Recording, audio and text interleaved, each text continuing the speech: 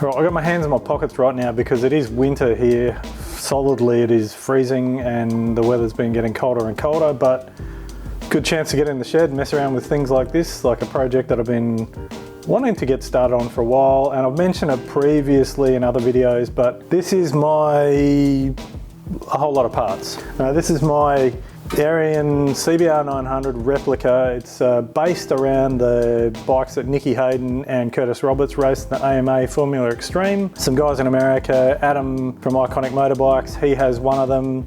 Dan Kyle, who was one of the guys that originally worked on the bikes and built the engines for them, he's got two of the other ones. I believe there was only three, but I would have loved to have got one of the original bikes. I had the chance to, but didn't have the money at the time, so that kind of doesn't really help when you don't have the cash to buy something. But I didn't buy the bike, but luckily, you know, they're in the hands of people that really deserve to have them. So I'm building what's going to be a reasonably close replica. Thankfully, these guys have been really helpful with information and tips and stuff like that. I've been really lucky to get some of the original parts from the bikes, like the front fairing stay here, tank, and a few other bits and pieces like the airbox. It's going to be a close representation and something that I'll really want to take to the track one day and scare the living crap out of myself on, because it's going to have a fairly well built engine. But let's call this part one of the actual build of the project. I'm not really doing a lot on it right now, but there's a few bits that I'm going to start organising in the short term.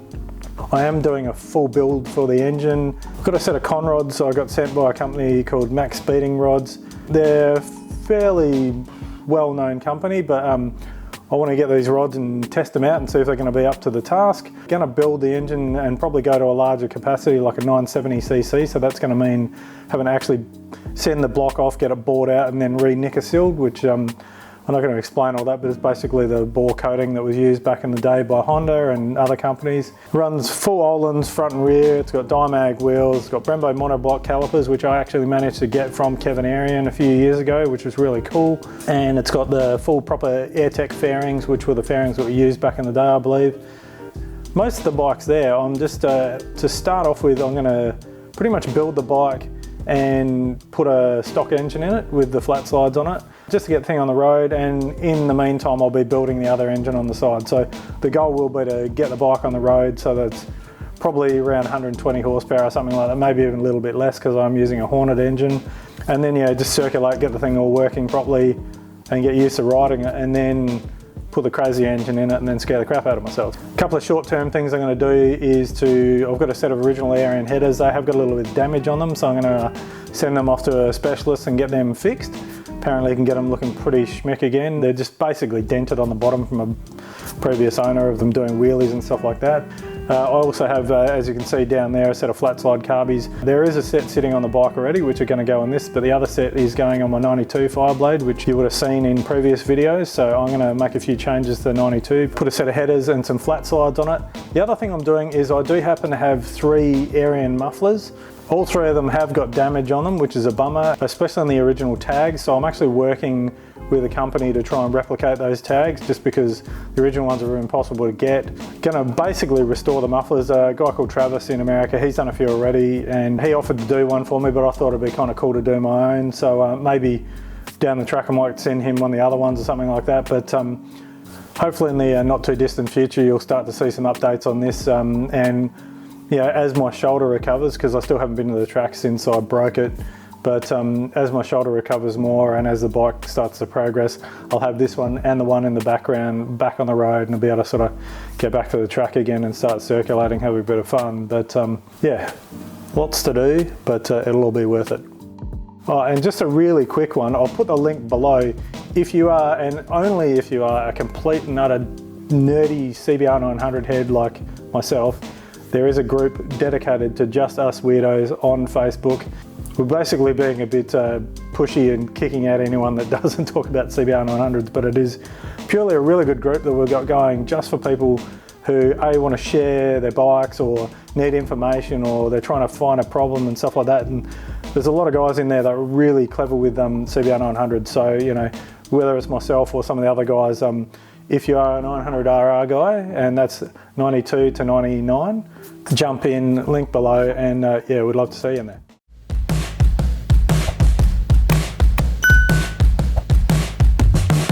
Happy Sunday, everyone.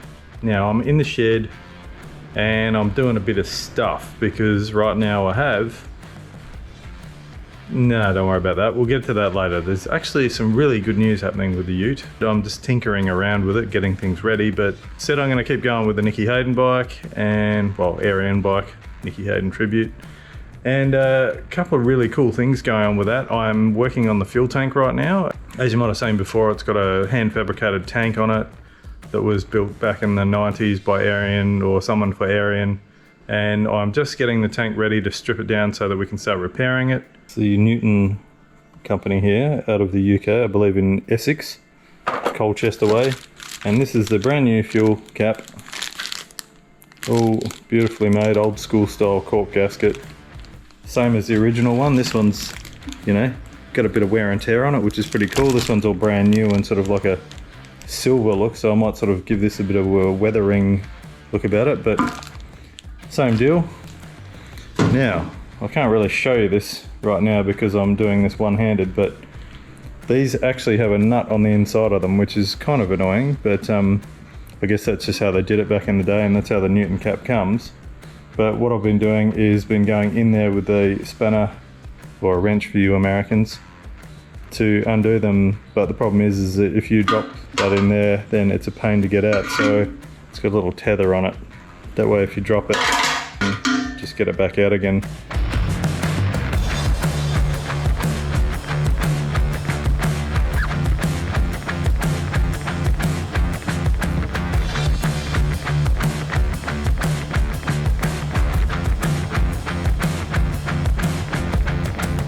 So these are the FCR 39s, which Shannon has completely rebuilt. You can see everything looks all brand new again.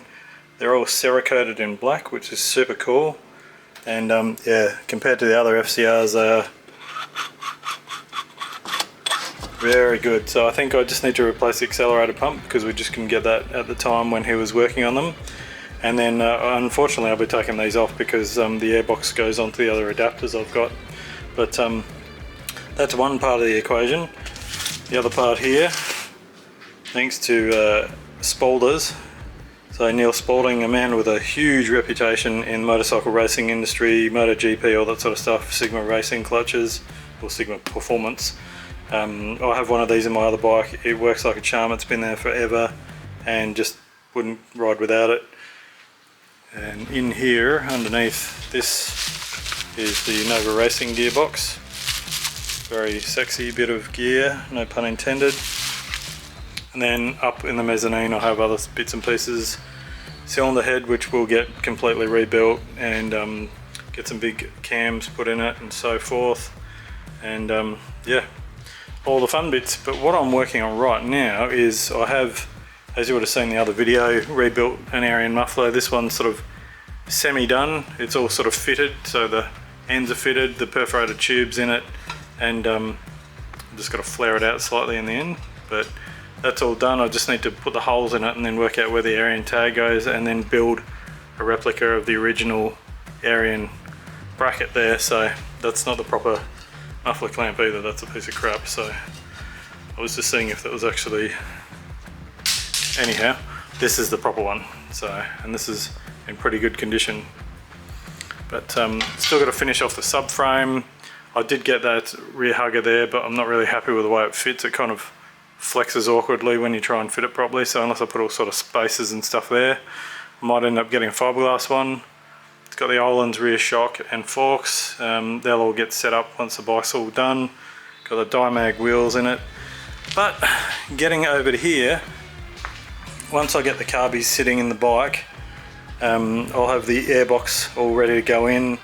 I've had to move the coils to here, which is where Arian ran them anyway, because the air intake goes under there where the coils normally sit. So I've basically sort of first sat them where they needed to go, and then since then they've actually got nutserts in there which are pretty much exactly the same as the nutserts from factory, so they fit in there perfectly. All of the leads go in and they actually squeeze right in between the sides of the airbox, which, as you can see, that goes in like that. But I can't set that in there properly until the carbies are on there, which means that I can't actually get the underside of the tank sorted. So this is the Arian hand fabricated aluminium tank that I got my hands on a few years ago. It's in pretty good condition. Wasn't cheap, but I mean, you can't really get these, so yeah, I'm sort of just nervously wanting to fix it up and get it sorted. Somebody sort of bastardized the front of it here and just put like a horrible washer setup on it. It's got a crack around here, so I don't know if that's just the paint or around the weld. There is a dent here, which somebody said that once Nicky Hayden, when he was riding one of these bikes, he lost it after losing a race and punched his tank. So could be this tank, but you know, like, I'd rather fix it and, you know, remember Nicky from not punching tanks. The underside of the tank, which I'm assuming, because these may have been on the earlier model bikes, like that there is horrible. Somebody had a crack at fixing that, but so that'll get ripped off and redone. Because of the subframe location, somebody sort of had to beat this in here, and there's been some changes made here. So I'm actually gonna get in there and properly modify the underside of the tank so it fits on the bike really well. I have spoken to a mate, Robbie from RMF, who's a pretty awesome gun welder, but I'll get started on all and sort of get things all sitting where they need to be and maybe even tack it in place. I want to fix up this back section here because it's a bit rough.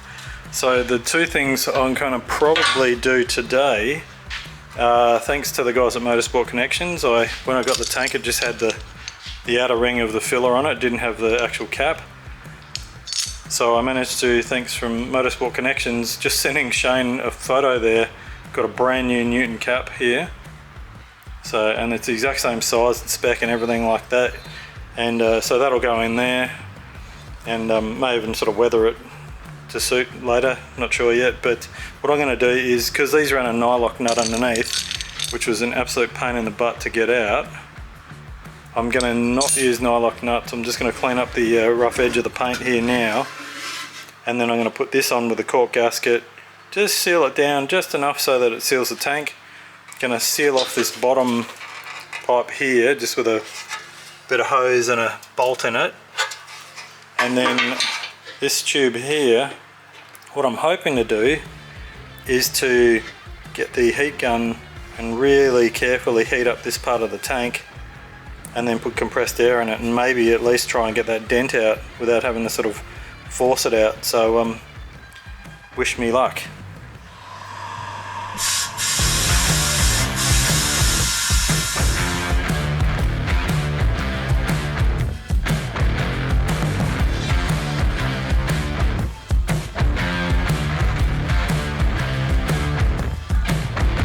So this is sort of the tricky part of the build here. I've got that exhaust bracket there done. If I zoom in on that, needs a little bit of cleaning up, but I'm pretty happy with it. Just need to finish the muffler now. And as far as getting the rear tail section on, I've got that sitting there. You can see I've got a straight edge little piece of aluminium sitting there just to sort of line up roughly what goes where, but this is kind of how I'm doing it. So just sitting here looking at the original Arian bike and standing back and looking at angles and trying to make it look the same. So just a lot of eyeballing and sitting there going, okay, is that the right angle? That muffler could even come up a bit, I'm not sure, but the exhaust is pretty happy where it is, so see how we go. It might even be the fact that I'm just not low enough there. So getting there.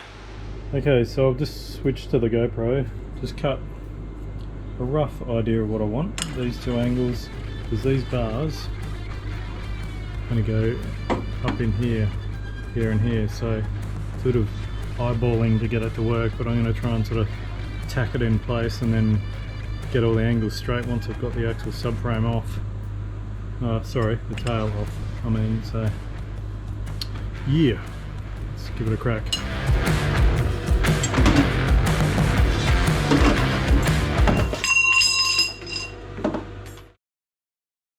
Another one of those videos where you're going to see me right now with like hair like this, and then 5 minutes later I won't have any hair because I need a haircut. But so I'm here at my mate Robbie's workshop, RMF, because I weld like garbage at the moment because I just really need some help setting up my welder. He's going to give me a hand, but also I'm going to get some stuff done on this bike here because need to get the fab work done on it so that we can get it in and get the paint and that happening, and then get into the engine. So I'm pretty keen. I've just basically got a ute load of crap at the moment and bits of motorbike and stuff, but I'm going to unload it all and get stuck into it. So here we go.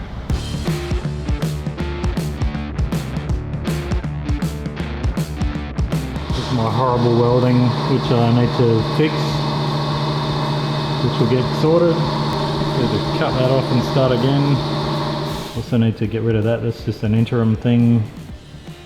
Machine up a little spacer that'll go through there and go through the frame like a crush tube, but aluminium, so that that will sit there and screw in, probably bolt from the inside.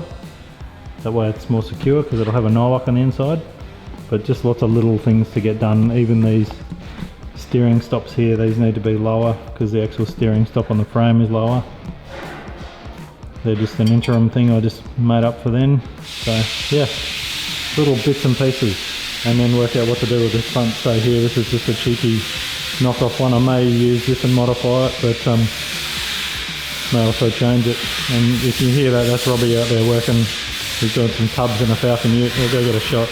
The master at work here.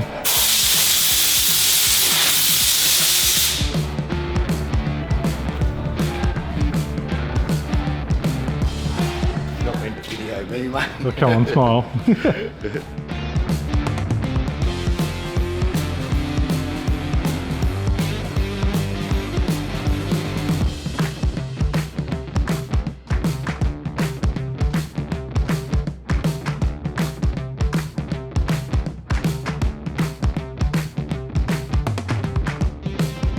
So I'm just going to quickly explain what I'm doing here. This is the seat pan. It's pretty close, but I've drilled 9 holes in there, pilot holes, and I've stamped out those 3 middle holes. So this is basically a dimple dial. We've used one before on the Land Cruiser one, but that's the bottom half of the cutter side. So that hydraulically cuts a hole in it. So I'll pilot it and then put the smaller holes in like the time lapse, and then use the dimple, which puts that nice radius in the hole. So I'm going to do these 3 middle ones, and then I might stage them and do smaller, bigger again. So I'll just start with the middle ones first. So here we go.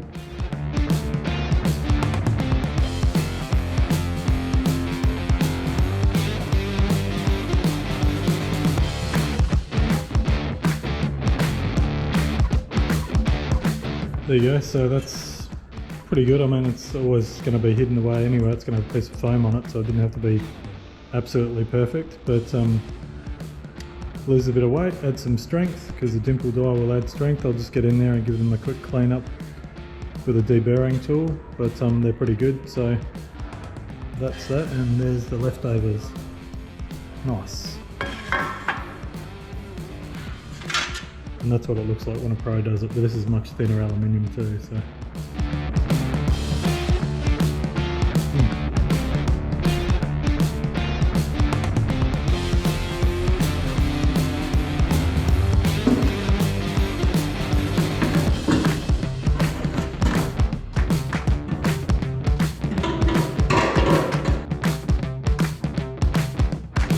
So that's the underside and the back of the subframe. I did cut these back because I made a mess of them before and went to, so now I've got this smaller tube which actually fits in there. Only has to be lightweight because I just want to make a small frame for the back of this to stop this from bouncing. So it's only just going to be basically 2 bars that go up in there. Maybe a support in the middle, depends if it needs it, but nothing major. But then, yeah, just got to get these in here and line them up. And that's Rob in the background putting a set of tubs in a car. And he can make all the noise he wants because it's his workshop, not mine. So, just got to work out where this goes now, and then we'll get chopping.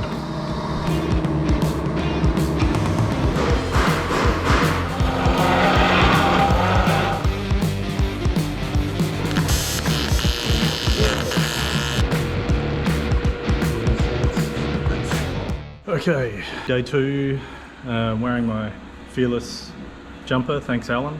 And I've just got in here, I didn't film it because I've been fighting with my welding skills for a minute here, but I've just managed to get these tacks in here.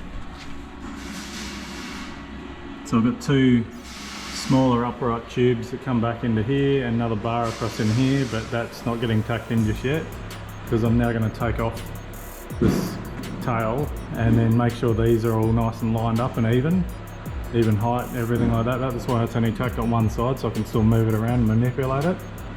But it's all looking pretty straight.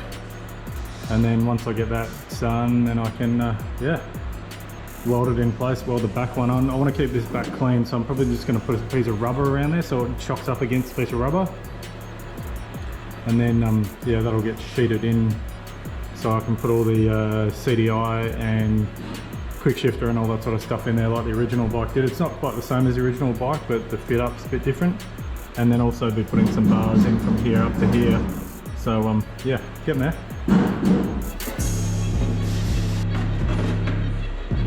I can do this without even eyeballing it either. I can just put like a protractor in there, make sure the angles are the same.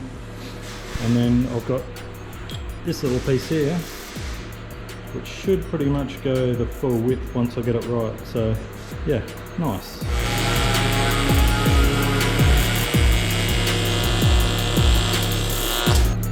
So there you go, that's pretty much done.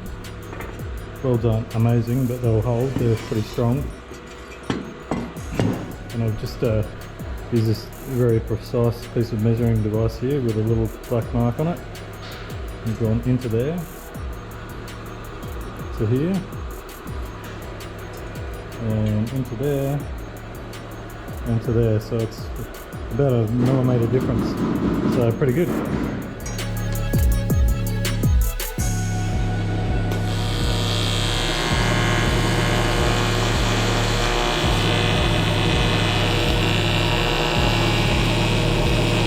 Alright, so we're here now. We'll put these supports in. Welds are looking better, but I'm still fighting with like this.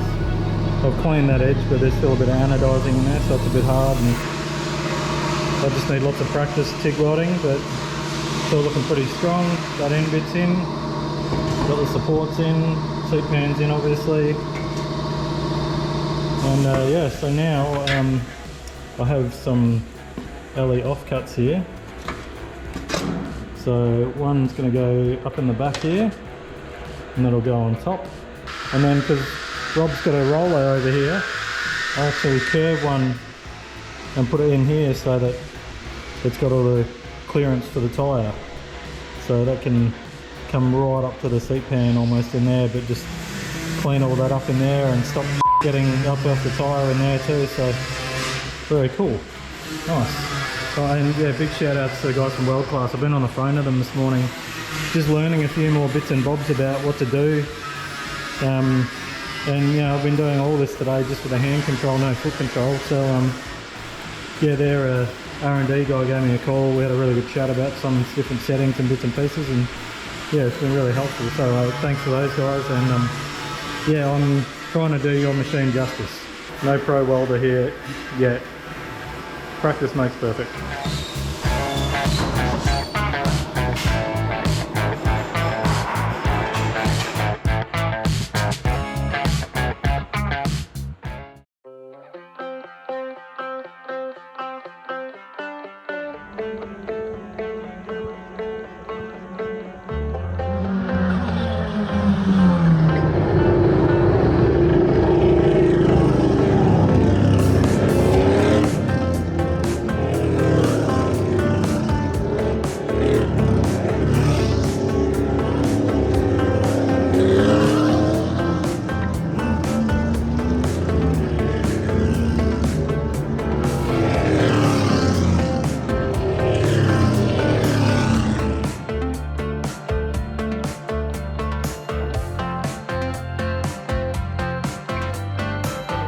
Quick step forward here. I'm back in Rob's here.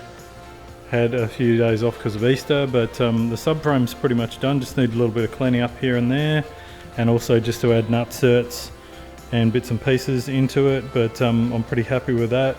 I've added what I'd call like a little sort of undertail bit there, but basically now it allows me to run wiring up through here, so I can run wiring up to in the back for all of the CDI and stuff like that. That's a seat pan that'll get some foam on it so that sits underneath the actual fairing.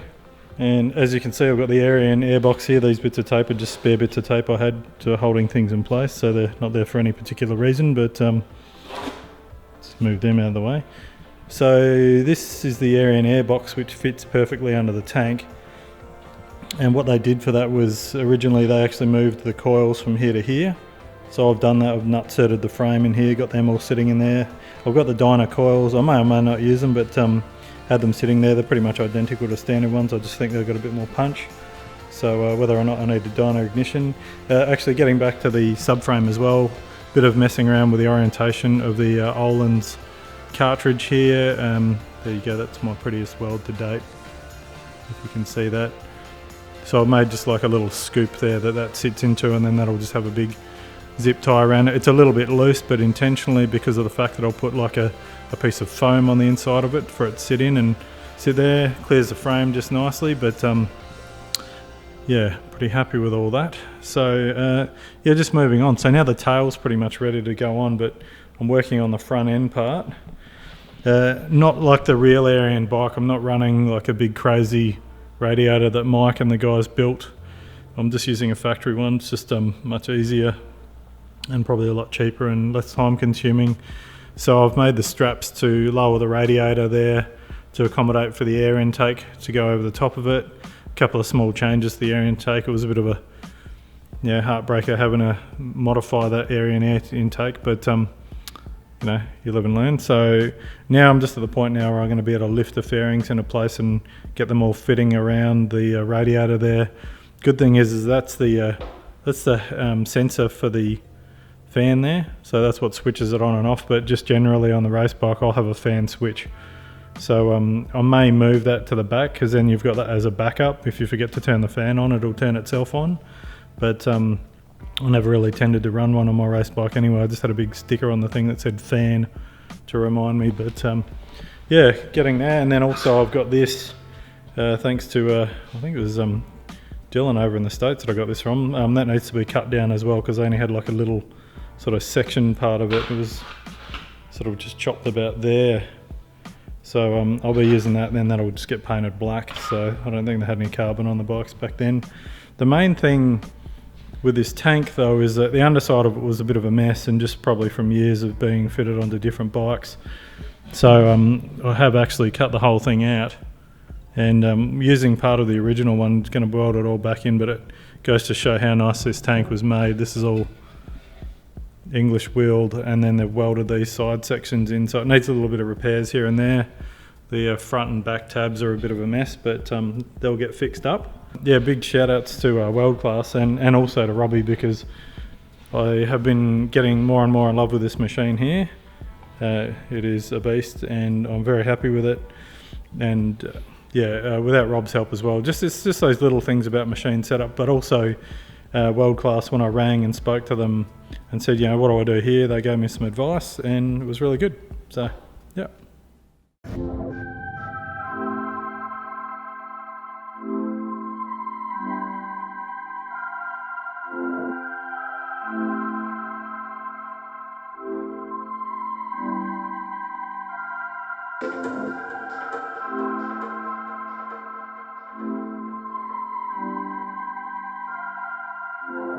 So I'm just making a lug to go on the frame here, so that can bolt up the steering dampener. That's where the original one was mounted on the bikes. I'm making it out of a piece of LE bar, not LE bar, and that's going to go all the way through the other side and give me the option. It's going to be threaded, but I could always put a nut on the back of it just for security as well, like a nylock. Just basically got to find the depth of the frame so I can cut it the right length. So GoPro needs to do this.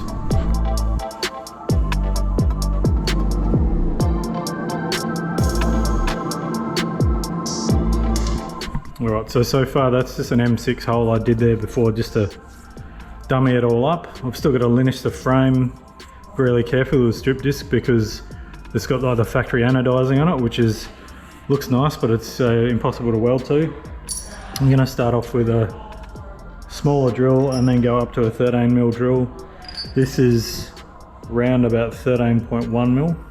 So in theory, these drills never drill exactly the size, especially when you're hand drilling them. So gonna just drill out first just to make sure it gets straight with the smaller one, and then just drill the bigger hole, and then that should slide in. And then I've got that there, which will give it a little bit of a taper so that that sits in on that taper there. So yeah, let's have a crack. If you're wondering, this camera is mounted on the front of the folder. I'll take a photo of it right now, and it's on a 3-footed monster. So adjust that up, check the picture next to it, and then you're ready to go. Patience. I'm also being very careful not to lean on it too hard because it's on a race stand, so I'll knock it over.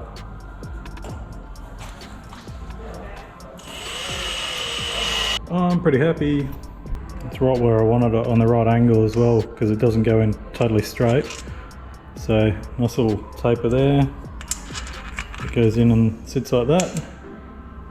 And then just got to put a bolt in it to hold it in place to weld it.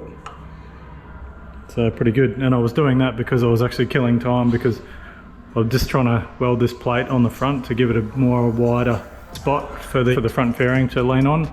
But I was getting quite hot with those two tacks on there. I want to put the fairing back on it and get it in place. So whilst I can't do anything there, I came over and did this to get this job done. Yesterday I got these fairing tabs done. They're pretty basic, they're just strap aluminium. For me, doing fairing brackets, I tend to want to keep them quite weak in a way. Like, that's reasonably strong, but the thing is like the fairings are pretty weak as well. So if you do come off, and fingers crossed, touch wood, that I don't, or anyone else on this bike, that the first thing that's going to bend or break would be the fairing brackets, which are easy to replace. There's Rob in his red centre nats.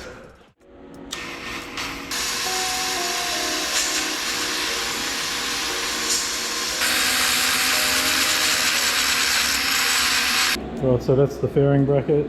Not super exciting, but I've just strung up these little extensions for them. And I'm just basically putting a teeny bit of weld on it just to hold them together. So that's that one there for the other side, and I'll just do this one as well.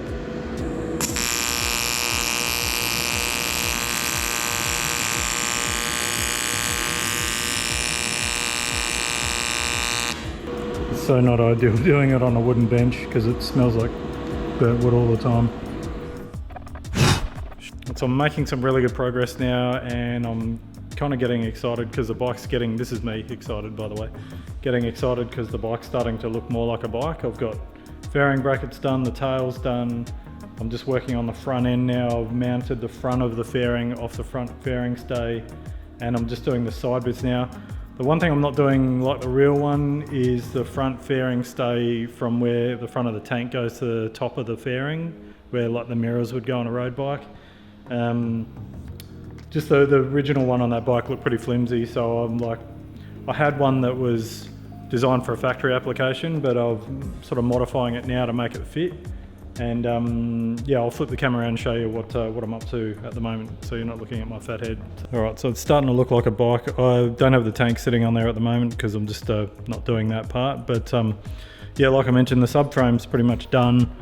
I made like a little cup in there for that to sit in. That sits pretty much where it was. The factory, well, the Arian bike actually had a zip tie holding that in, so I've made it a little bit loose just so that I can put some foam in there afterwards, so it's not metal on metal. I do have the rear hugger there, which will get cut down. This is this here. That's got to get chopped down, so it's only a little sort of bikini style thing. And other than that, yeah, I've got the front fairing bolt here. I made a little plate in there at the front of that, so that's got a nice wide area for that to sit on rather than it being like just on a bolt end. Made some extensions for the radiator to drop the radiator down so that the Arian airbox can come in over the top of it. They're just basically tab brackets. I've made a start on this. It's going to get welded over the top properly afterwards. I just sort of got a bit excited and put a few more welds on it there, so it needs like a nice big fat weld around it, but I'll do that on the bench with the frame apart and the engine out. These tab brackets here are done, made the extensions off them, and yeah, just some lower tabs underneath there. They've just got Clecos on them at the moment, but yeah, it's all looking pretty good. Got that sitting there kind of where I need it to be. The fairings have got a bit of a sort of weird shape to them, so I'm trying to get it all right and get these all lined up, but this is all in place. Well, this isn't welded or anything yet. I've basically machined up a slug that goes either side of that, there and there, and it's slotted in there, so that holds it in place.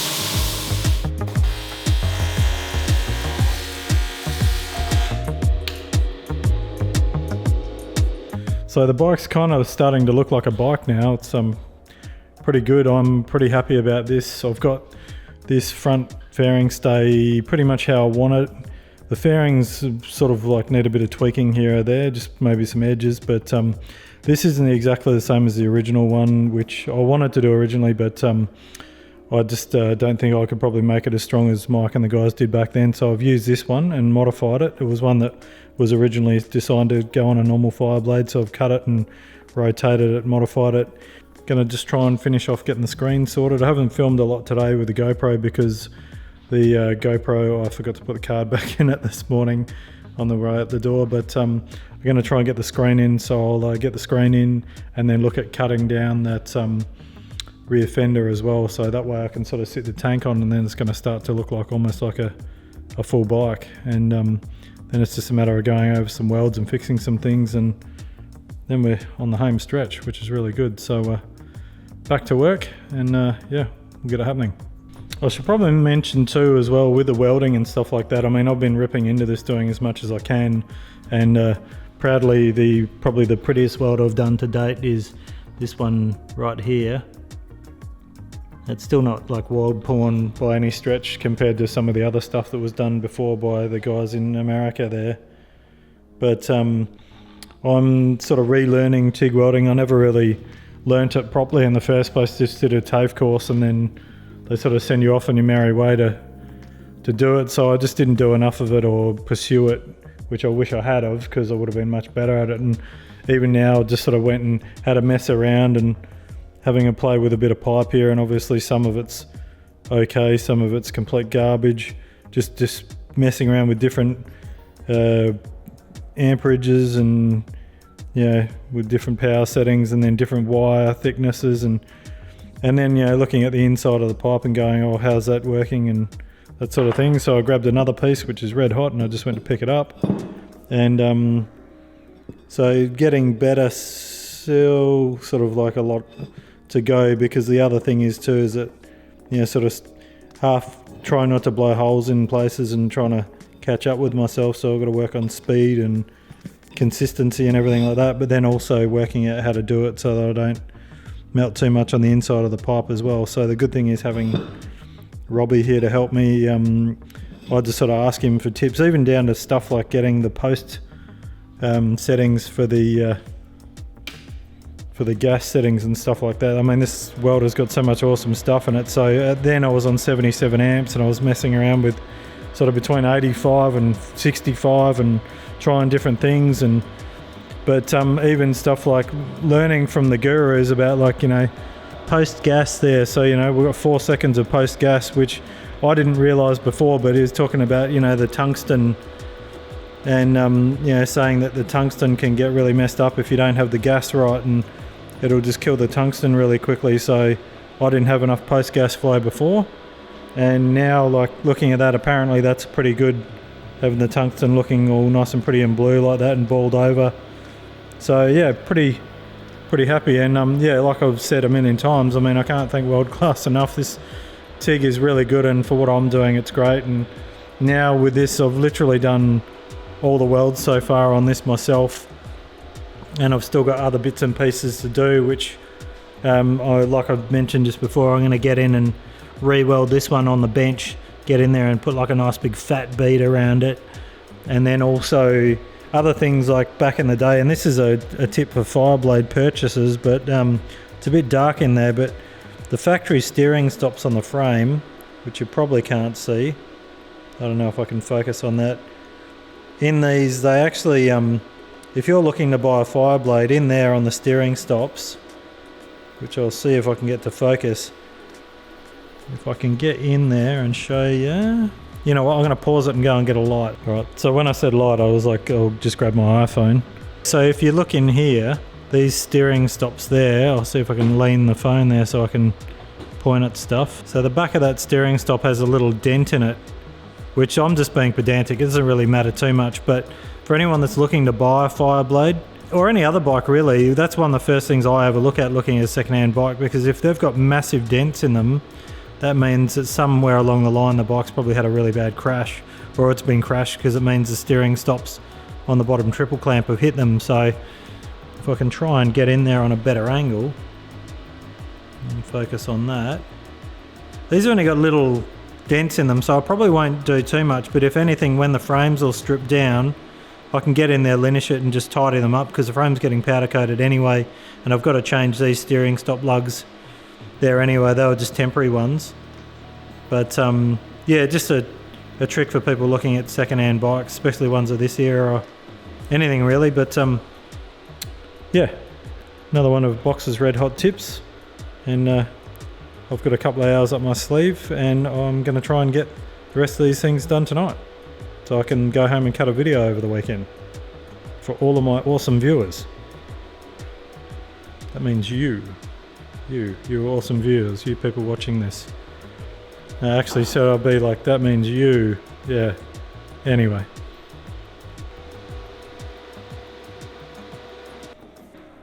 Well, this is my way of checking to make sure I got the spacing of the windscreen bolts right, and I'm just using a piece of string.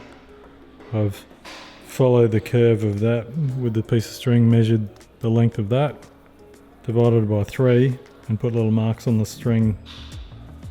So that's 455, so it's roughly 150 between each. So 150, 1.5, whatever it is, and then yeah, I've got little marks, and then obviously I measure the height down from there to there on each one. So then it should be symmetrical. Here's the next step. Here's my folder of as many photos as I could get of the bike and things that I needed to copy.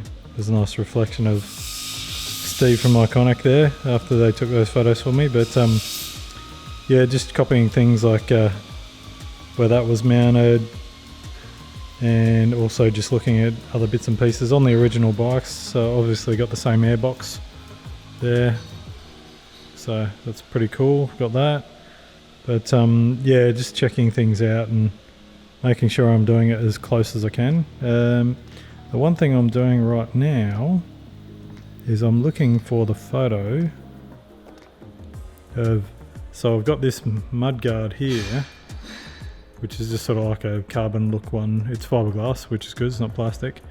But just on the original one, it only had kind of that sort of thing there.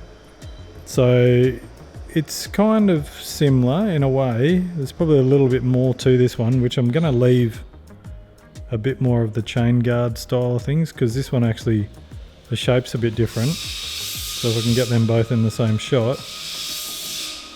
So I'm pretty much just going to get this one and probably go sort of up and then around with it, and see what it looks like. Because the other thing is, I found with this one is, even though it's in pretty good nick, when you do seat it down properly, it actually pulls itself completely out of whack. So you'd have to put spacers and crap on it. So I think by actually just cutting a fair bit out of it, it's going to change the shape of it a bit and make it work. So just put a piece of tape on it and see what it looks like with a line around it, and then chop it. So what I've done is I've got it all sitting in here. This one's actually sort of on the piss, as you'd say in Australia, which means it's crooked pretty badly at the back, but it doesn't matter because I'm not going to use any of that part. So what I've done is I've taped a piece of string line across there to work out roughly where I want to cut it at, and it may even come further back, but as you know you always do, you don't cut too much first.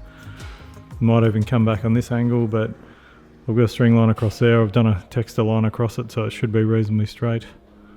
And then, yeah, so I'm gonna rip all this off now and try and retain that masking tape. And yeah, give it a chop.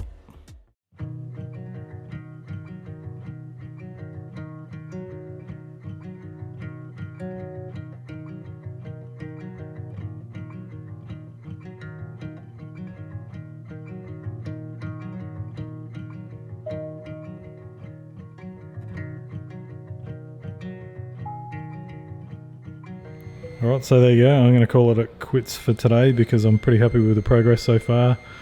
The screen support's in, screen's in, that's all just, everything's all just sort of clickered in place, so now I can sort of, everything's tightly fit, so now I can put all the proper Zeus fasteners and stuff in, windscreen bolts. The tank, I've made a start on that. The front section here was really untidy, so I'm going to work out what to do with that now. That'll probably sit up over the top of this anyway because they'll have rubbers in them.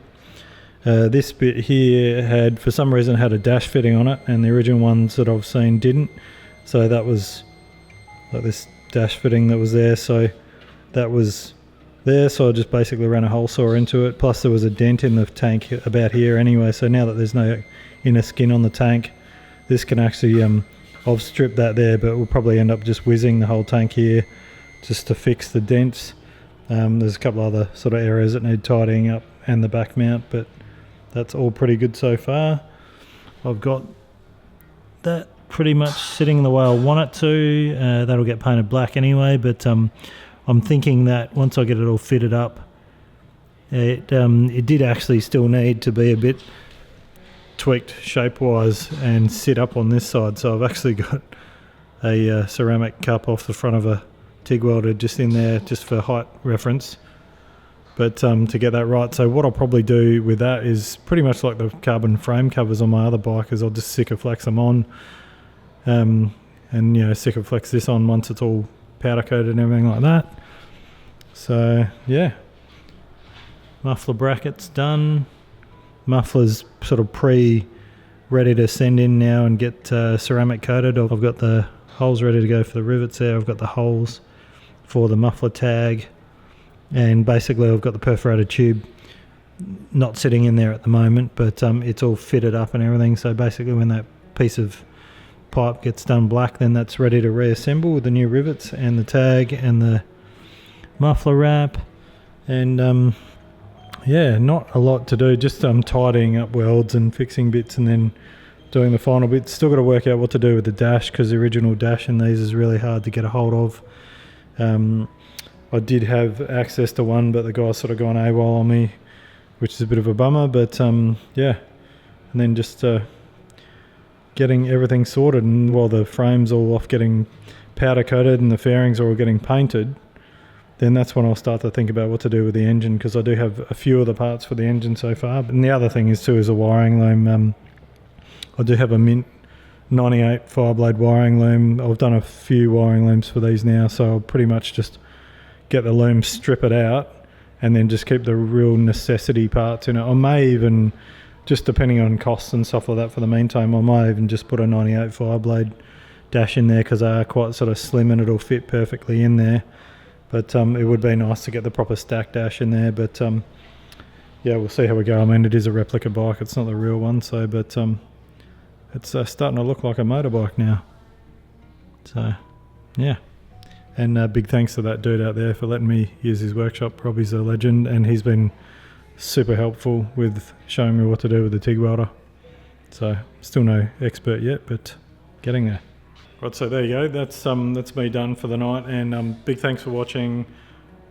Probably sound a little bit flat in this video. I just had a lot going on the last couple of weeks, a few big things happened, but yeah, this is keeping me happy and keeping me motivated, which is really good. So yeah, thanks for watching, and nearly, might even hopefully when this video comes out, hit 60,000 subscribers, so I'm pretty pumped about that.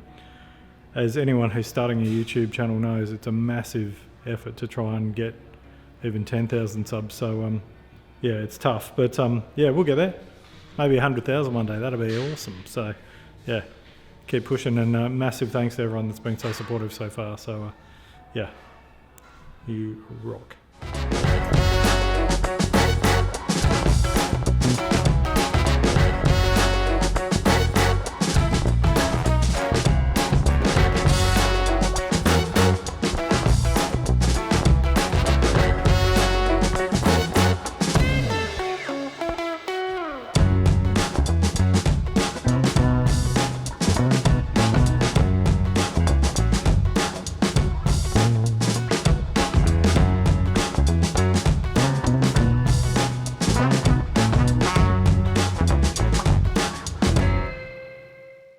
Alrighty, so that was a real mess there. That had dash fitting on it, so I've really carefully hole sawed that off there and then tried to straighten that up a bit or do a little bit more, but got on the lathe and made this, which is a spacer, which you can get up underneath and go in there. They get welded from underneath, and then I can linish that flat on top. And then put a proper breather pipe on it, not a dash fitting. Also, the front mount off this was a real mess. It was all busted up and broken, so I've cut that off as straight as I can. And same on the back. That's like a real messy hole there, so I'm literally where those two texture marks are, I'm going to cut them off.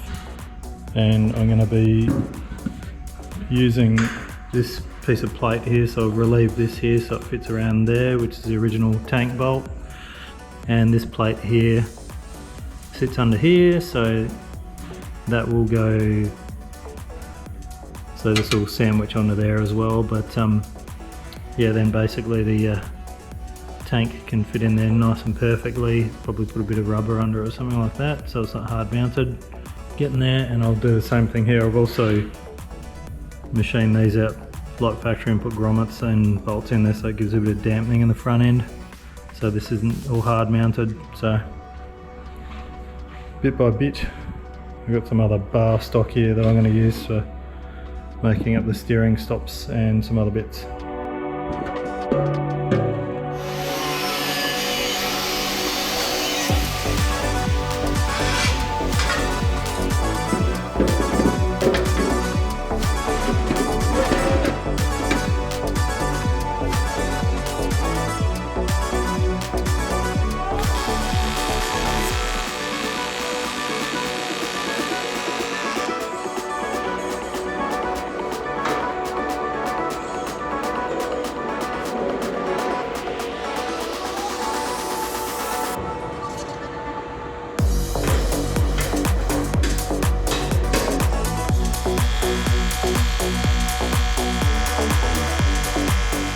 Okay, more progress with the tank yesterday. I don't mind that weld there, it needs a little bit of cleaning up, but it is got some pretty good penetration there. It'll get welded on the back as well. That's a new tab there.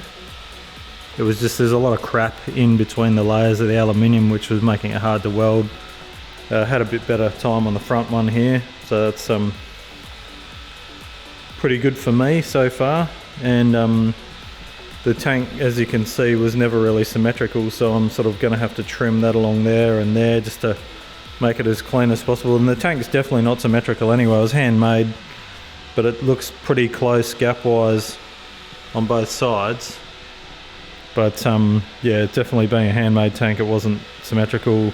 There's a bit of a dent in the tank here, I've noticed, so I'm actually going to try and strip the tank today just with an orbital and clean it up and get it back to raw aluminium, because there's some dents in the side here, but it's just hard to see with the paint and the graphic on it. So once it's raw there, you can see all the paint peeled off yesterday with the welding and the heat. But other than that, it's all sort of sitting right where it needs to be. So I'm going to rip that off and get into it more. And other than that, just other bits and pieces, just working out what to do with the speedo at the moment. But I haven't been able to get a stack speedo, a proper one, but I'm actually thinking of just using a factory speedo and modifying it for the meantime. But we'll see how we go. More progress, very good. Alright, so that's where the dents are on the tank as far as I can tell. kind of like a lot of low section through here. I think at some stage it's had a hit there or something like that, and it was all dented back up here, so that's a bit lower around here as well. And in here there's a couple of sort of outwards dents here that need to be fixed. So a bit of a tap here and there, try and get these flowing properly on the outside. Should be not too bad. It's aluminium, so it's pretty soft, so worst case scenario is if it go too far, we can always tap them back in and then give it a bit of file on the outside. But yeah, there's a bit of work to do with getting all this right, because definitely not symmetrical here either, so I'm gonna have to try and make a filler piece or something for the back here and then make the inner skin for it. That should be fun.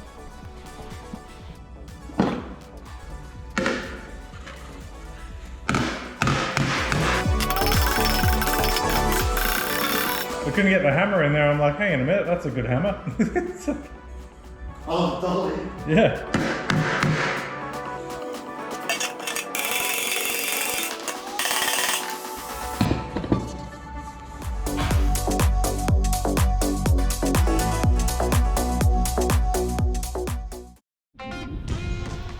This is good. Look at this.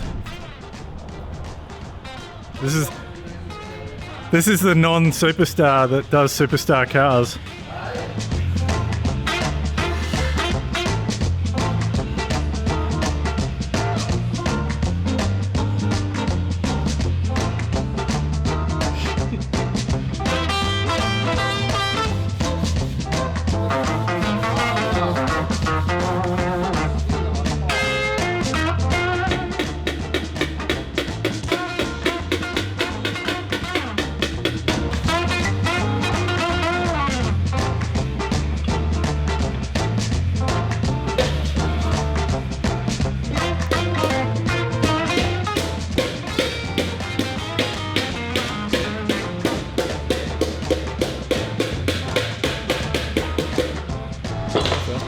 I've just come back from Rolling Relics with Adam, and what a legend. He does some really amazing stuff in there. He's a bit camera shy, so I wanted to do a bit of a workshop tour, but he's like, oh no, I'm no celebrity, but he does amazing stuff. You'll probably see him at some Coffee and Chrome and stuff like that in Adelaide, but mostly just as hot rods and chrome bumper cars. But he's just got on there and filed this, and they're still not perfect, but thing is anyway, it's going to have to be finished afterwards. But we've got the sides looking pretty good.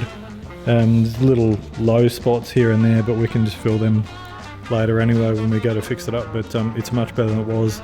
The heights are pretty good from here to here now as well, because that was leaning over a little bit because it was all dented through here. So now I've just got to really carefully weld this in, and then I can start working on the underside and then fixing it all up and clean up this weld, and then the filler section which will fill in these bits off the sides here, and yeah, should be pretty good.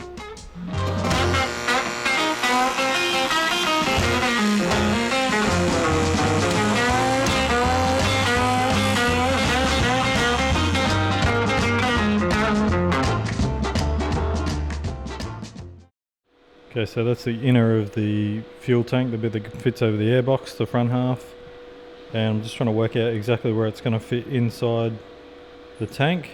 I did have one attempt at it, sort of tacked it in, but it wasn't quite right. And I kind of feel like these carbies are sitting up a little bit higher than they may have been on the bike that this tank originally came off. Maybe different spaces or something, so I've got to work that out. But I've given myself a couple of guidelines here. I might have to just tidy them up because they look a bit different from this angle, but where the front of the tank is, where that fold is, and then I'm also going to go and measure the height between that and there, so that when I set the tank on I can put all those marks on the tank as well and work out exactly where it's going to sit in there. So it's going to be a little bit of work, but I might end up having to trim this up or something, I'm not sure, but it needs to get that height up in the tank because it's pretty tight fit up in there. So as I keep saying, see how I go. So I've got this all on now, pretty much got the bottom the way I wanted. Not really that happy with this, so I'm going to redo that, and I'm actually thinking of going against my first thoughts and probably putting a dash fitting back on that, just for ease of actually wanting to get a fiberglass mould made of this. And if that's on there, that's going to make that a total pain in the butt. So Probably going to get rid of that, put a dash fitting on it, and then just put a curved hose tail on it. But underside wise, if I can flip this over without hurting it one-handed, I'm going to go over some of these welds again. This is all done by me, so it's not perfect, but it's all welded all the way around here. There's a couple to touch up and clean up, but I'm pretty happy with that, considering a week ago I wouldn't have even wanted to touch this myself. So now comes to the bit where I've got to do the back section here, which is actually this part that was originally on it, which I'll just tip water on the table, but this sat kind of in here. And for anyone that knows the Fireblades, the earlier subframes here on the Fireblades on the SC28s, this part of the frame actually went more vertical and the bolt was about here. And the subframe is shorter on the SC28, but on the 33s, they came forward. This came more of an angle. This part was scalloped on the SC28, but this one here, so I think what they've done is that tank was originally on a 28, and when these bolts have come forward on the 33 and they've tried to fit it, they've actually like squashed the tank and sort of not made a mess of it, but just sort of made it fit for the sake of making it fit. So this bit here is all sort of smashed in and a bit damaged, and I'm not sure along the lines where this sort of hose coming out of it's been sort of, I don't know whether they've tried to glue it or whatever, but it's a bit of a mess. So I'm pretty much decided this section here won't get reused, and I was actually just leaning on the idea of a piece of 6-inch round aluminium tube in there. And the reason I've got this bowl on the bottom of it is because I've just done a test, and I'll go and film it in a second to show you, to see what the capacity between that and that is, because it looks like that holds a lot more, but I've just checked it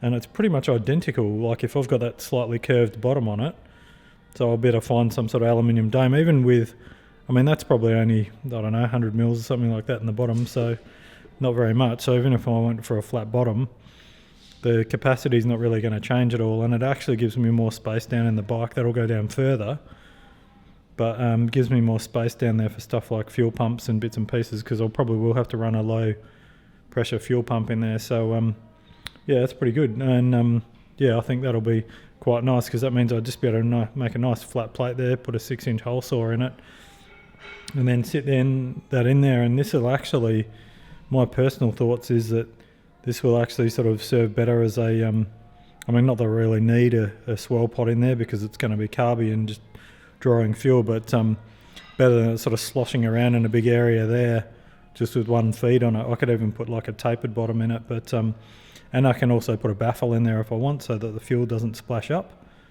But yeah, should be pretty good. I'll just go and set this thing up and film this so you can see what I'm talking about with these capacities.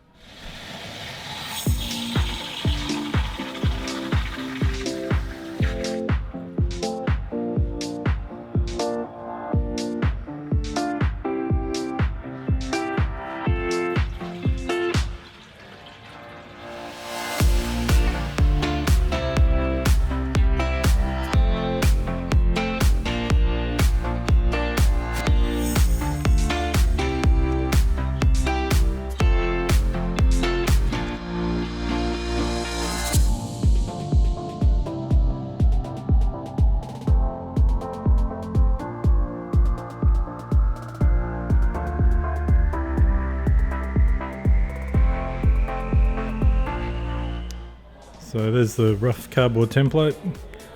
That can all go on the bottom there. What I'll do is I'll make it slightly big and then trim it back to suit, because there's no point making it exactly the same size because it might be too small, and then I've undercut it. So it'll go like that, and then that will sit, I'm not going to sit it on there because it's not going to hold the weight, but that underneath.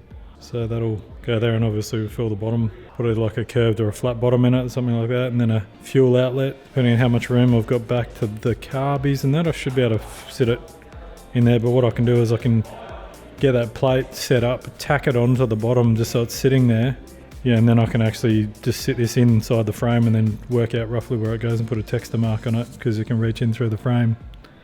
So yeah, another step closer. That's my lunch, and that's the tank so far. So that's folded sort of sheet, got that all fitted there. Maybe kind of missed the corner here, but I can fix that up. Just was hard to calculate what needed to go in there, but no dramas there, so I've just taped that on rather than tacking it on. So it's my tack tape, and then I'm going to sit it on the bike and work out where this needs to go, and that's probably going to have to go on that sort of angle, so that I'll have to get notched underneath. But we'll get it sitting in there, we'll get a texter out and work out angles and start chopping. So it's good, there's plenty of room inside the frame there to be able to reach in and change things. So yeah, get it all sorted.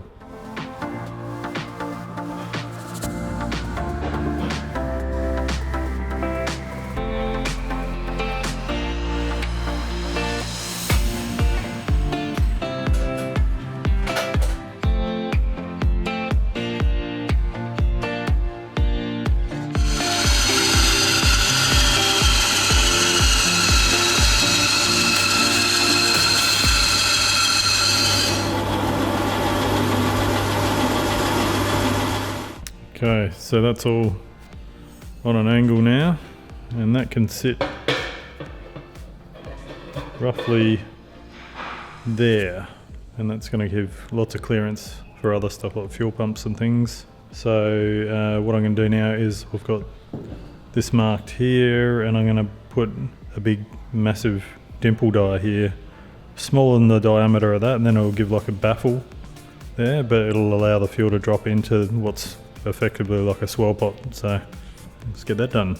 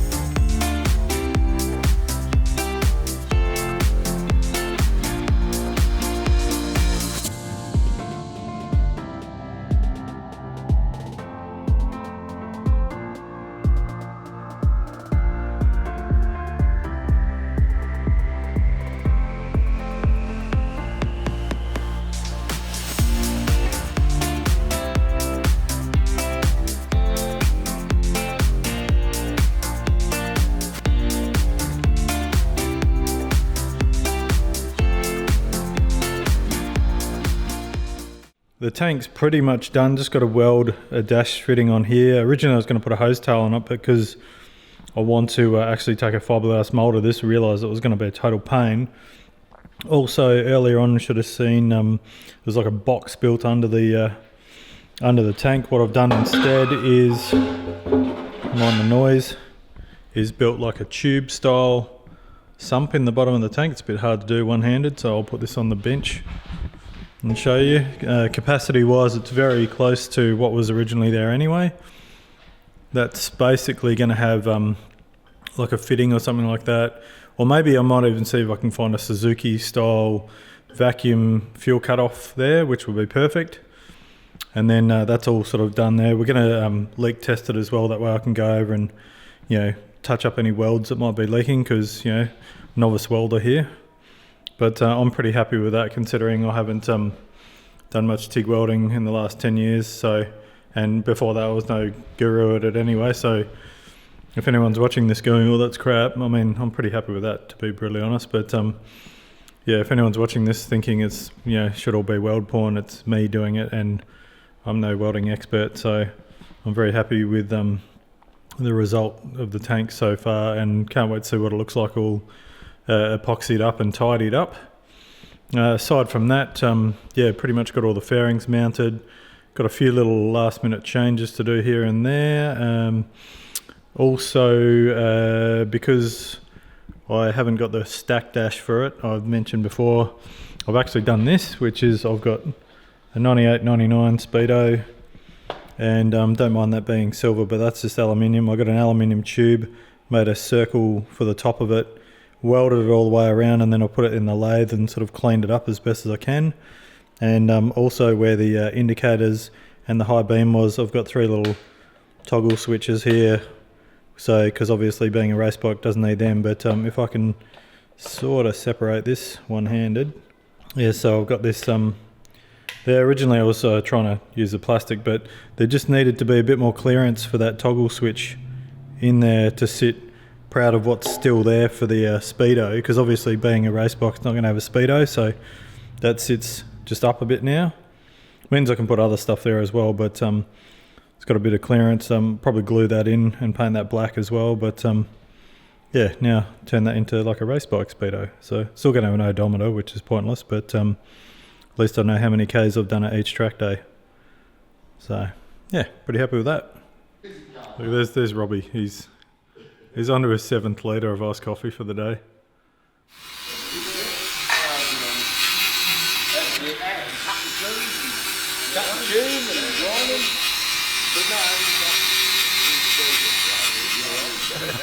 That's Darren from Parts SA. Oh, lovely. Yeah. That's his surname, from Parts SA. From Parts SA, Darren. Yeah, oh, that's my surname. No one actually knows his real surname. No, let's leave it like that. Yeah. Pretty much got about 95% of the fab work done on this. A couple of little changes just to get things kind of right. But thanks for everyone who watched the last video. It was really good. Sorry it was 45 minutes long, but I just had so much stuff, so I just thought, screw it, I'll just put it all into one big long video. But the one thing, and big thanks to my mate Alan Morrison, who's been harassing me about it, is the angle of the muffler wasn't exactly the way I wanted it, so I'm just tweaking that at the moment. It's actually not taking much work to do it. I've just got to change the bracket and rotate things, but I'll spin the camera around, give you a look at where I'm at with the bike and talk you through what I've done as a bit of an update. So this is where it's sitting at the moment. Basically the tank is what I'd call pretty much done. Only thing I'm waiting on is a fuel tap. I've got one from a 98R1 coming, so I need to make a mount for the bottom of that. It's just all in raw aluminium at the moment, which is great, because being raw aluminium, it's never going to rust or anything like that. It's just sitting there. Did end up going back to a dash fitting, because I think I mentioned that I want to take a fiberglass mould of this tank, and if it had a tail on it, then that'd pretty much be impossible to pull a mould off. Whereas a dash fitting, we can just wrap a little bit of clear film wrapper or something around that to stop the threads from getting filled up. But other than that, it's all sitting pretty much where I want it to be. The dash, as I mentioned, I haven't gone for the stack dash just because I can't get my hands on one at the moment, but I've got that in there. That's just a standard dash that I've modified, and I spun up and welded in this, so I've got a main kill switch sort of hidden away from, it's right down in there, which is a bit of a reach, but it also means that it's not going to be where I can accidentally flick it off. And then got other auxiliary switches here for like fan and maybe like rain light or something like that as well. And yeah, they can all be changed. Nothing's wired up yet, it's all just sitting in there, but that's pretty much that way. The other bit that I'm just talking about at the moment was the angle of the muffler was sitting probably a little bit too low, so I've just raised it up there now, so it's pretty much in line with the tail there, which is kind of the way it looked on the other bike. So the other thing that was a really tricky part too, if I sort of get in a little bit closer here, was the thickness of this part between here and the seat pan on the American bikes, and I'll put a picture in the side here, was actually thicker on some of the others, and it had me sort of baffled for a while, because that main mounting bolt there on the side was actually lower on the subframe, but I was physically just couldn't get the thing to actually mount lower, so I sat there and just did it the way I thought was right, and the main thing was just getting the angle of the tail in line with the top triple clamp there.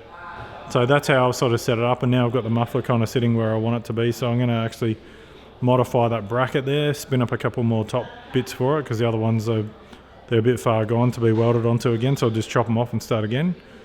But yeah, it's just literally a case of lifting that bracket up, and it was also just rotating this so it kicked it up on a bit more of an angle. So yeah, it's all pretty good. I think I looked in one of the photos too, and that bottom, the spring was sort of spun on an angle as well, so maybe that's how they did it back then. But yeah, it's all looking pretty good. And sadly, as I may have mentioned before, Dan Kyle, who built those bikes originally, who was a big part in building those bikes, he passed away, but his legacy will carry on with the new guys that have got the the bikes, and it's good that I'm actually chatting to them. You know, Adam from Iconic's got one of them, and then one of Dan's business partners, Mike's got the other one. So yeah, very cool. So yeah, can't wait to get all this done. I don't know why I'm moving around like this, probably making you sick, but so the next step is to just get this bracket done, and then I'm hopefully going to get my mate Travis to machine up a new brake caliper bracket for the back.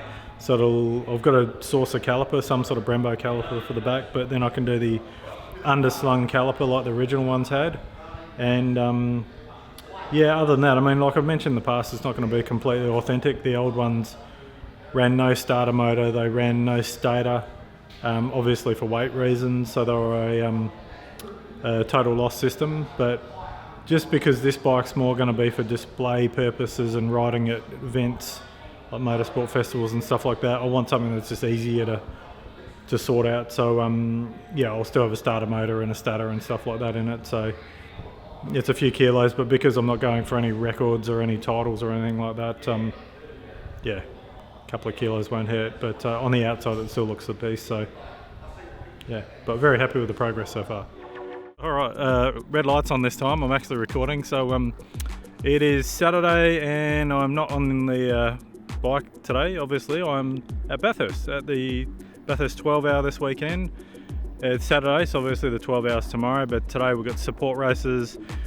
It's not raining, but the sky's very grey, bit of sun at the moment, thankfully, but yeah, it's looking like it's going to be a little bit wet tomorrow. I'm not sure how much, but might provide for some entertainment. I've got the earmuffs on at the moment because I've got the director on, because I'm actually here working for the TV crew, which I do a bit of when I get the chance and the opportunity, but I'm on turn 2, I guess, top of Mountain Straight, and it's going to be a big long day tomorrow. I think we're up here for best part of 13 hours, so yeah, long day. We get a few camera reliefs come along and take over for us, so we can have a quick break, but it's a long day, but should be a good race, and this is a pretty wild corner to be on, so I'm going to spin the camera around, show you the camera I'm going to be running, and try and get a couple of shots over the weekend. Be a bit hard because it's going to be very busy, but yeah, last time I was here for the 6 hour, just put up a couple of shots and people didn't understand what I was here for, but yeah, check this out.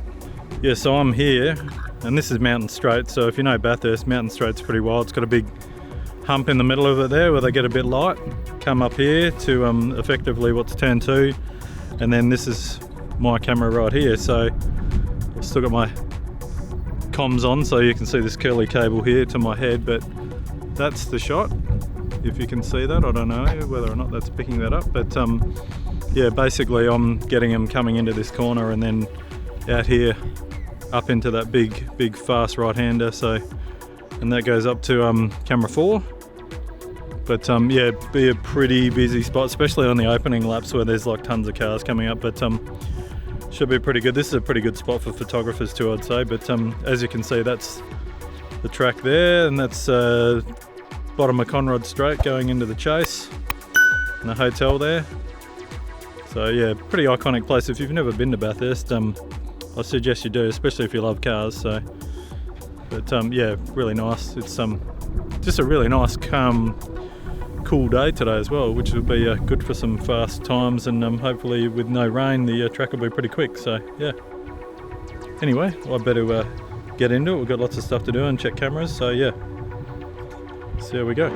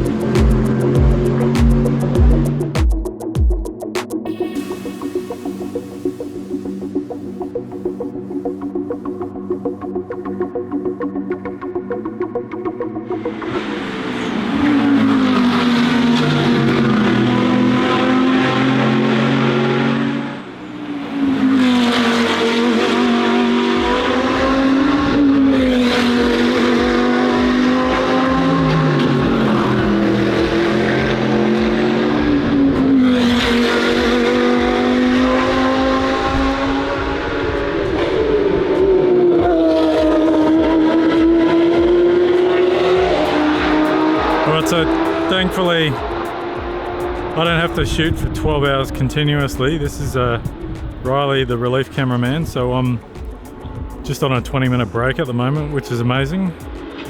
Yeah, so yeah, I get a break every few hours to go and do human things and eat food and stuff like that, and just reset your brain. But yeah, he's jumped in to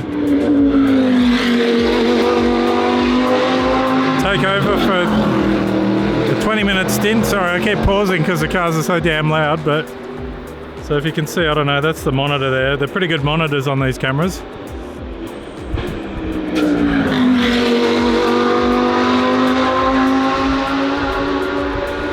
And these big box lenses on these cameras are worth a fortune. It's a 4K lens as well, so pretty amazing. Like that's, you can shoot right down to the bottom corner there, which is pretty awesome, like all the way down there. And also you get what's called a return, so you can actually watch the rest of the track, what's going on, because then you know when the TV crew is coming to you. Because this is camera 3, so you want to know what's happening on camera 2, and they'll tell you, but you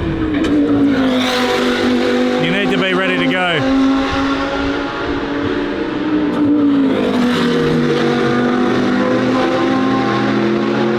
And also, even if they don't ask you to shoot a shot, you usually try and shoot as many as you can, just in case somebody overcooks the corner and ends up in that wall there. How good's this Mustang?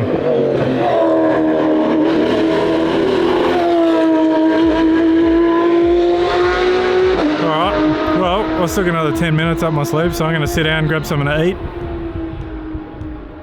and relax a bit. And thankfully it's not raining anymore. Well, for the bit. Oh, here we go, overtake.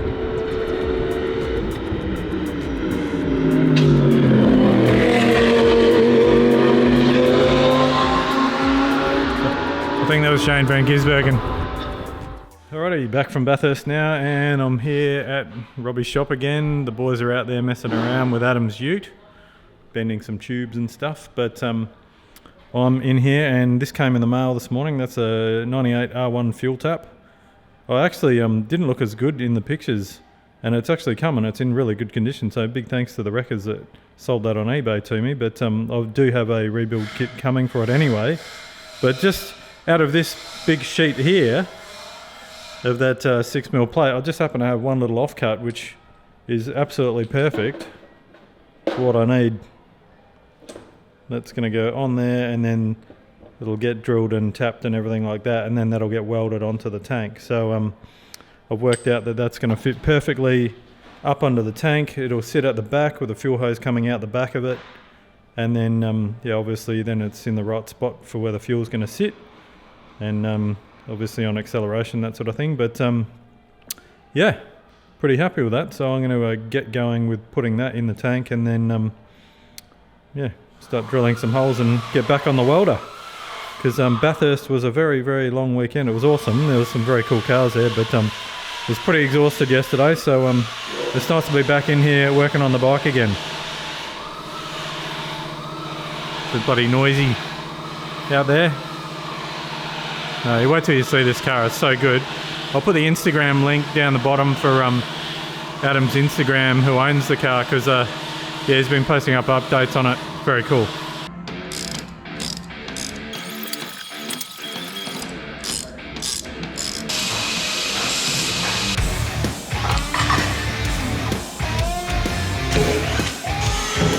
So anyway, there's the bottom of the tank. I've drilled that out. That's got the 3 holes there, 2 for the bolts to go through and 1 for the fuel feed.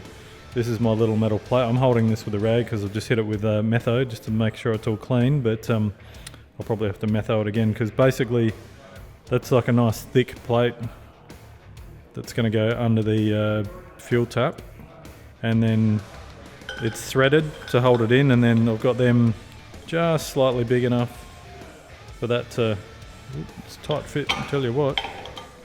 There you go, sits in there perfectly like that. So that's all located, the bolt holes go through, and then the filler, and then that's not going to move anywhere either, so I can tack that on now and weld it in place. So yeah, pretty happy with that. And then Mr. Fuel Tap can go straight into that like that, so perfect.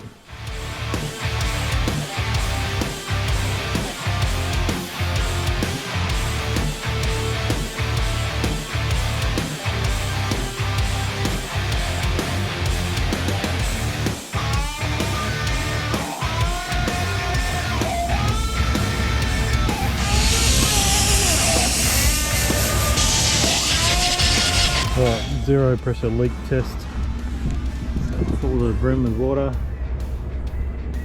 And so far, can only really see one leak. It might be different with some pressure in it, but the tap's definitely leaking, but I've got a tap rebuild kit coming. So the good thing, it's a genuine Yamaha tap as well, not an aftermarket one. And it's an all balls rebuild kit, which is pretty good. Oh, maybe there's a leak there as well. So, just put some circles on there with a pen and go back and look at it when it's empty.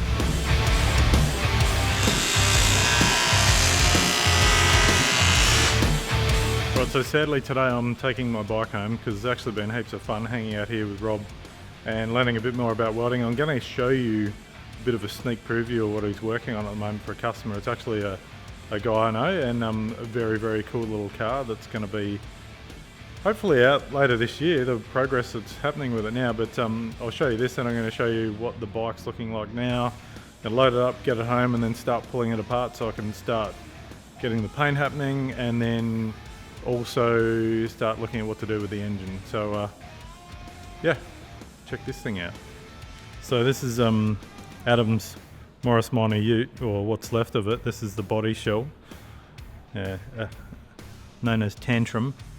This car, actually I remember this car from when I was younger as an apprentice mechanic, and his dad used to race it out at Adelaide International, and it had a 13B Monster port or J port or something like that in it with nitrous on it. It was a pretty cool little thing, had like a homemade tray on the back of it, and it was very loud and angry.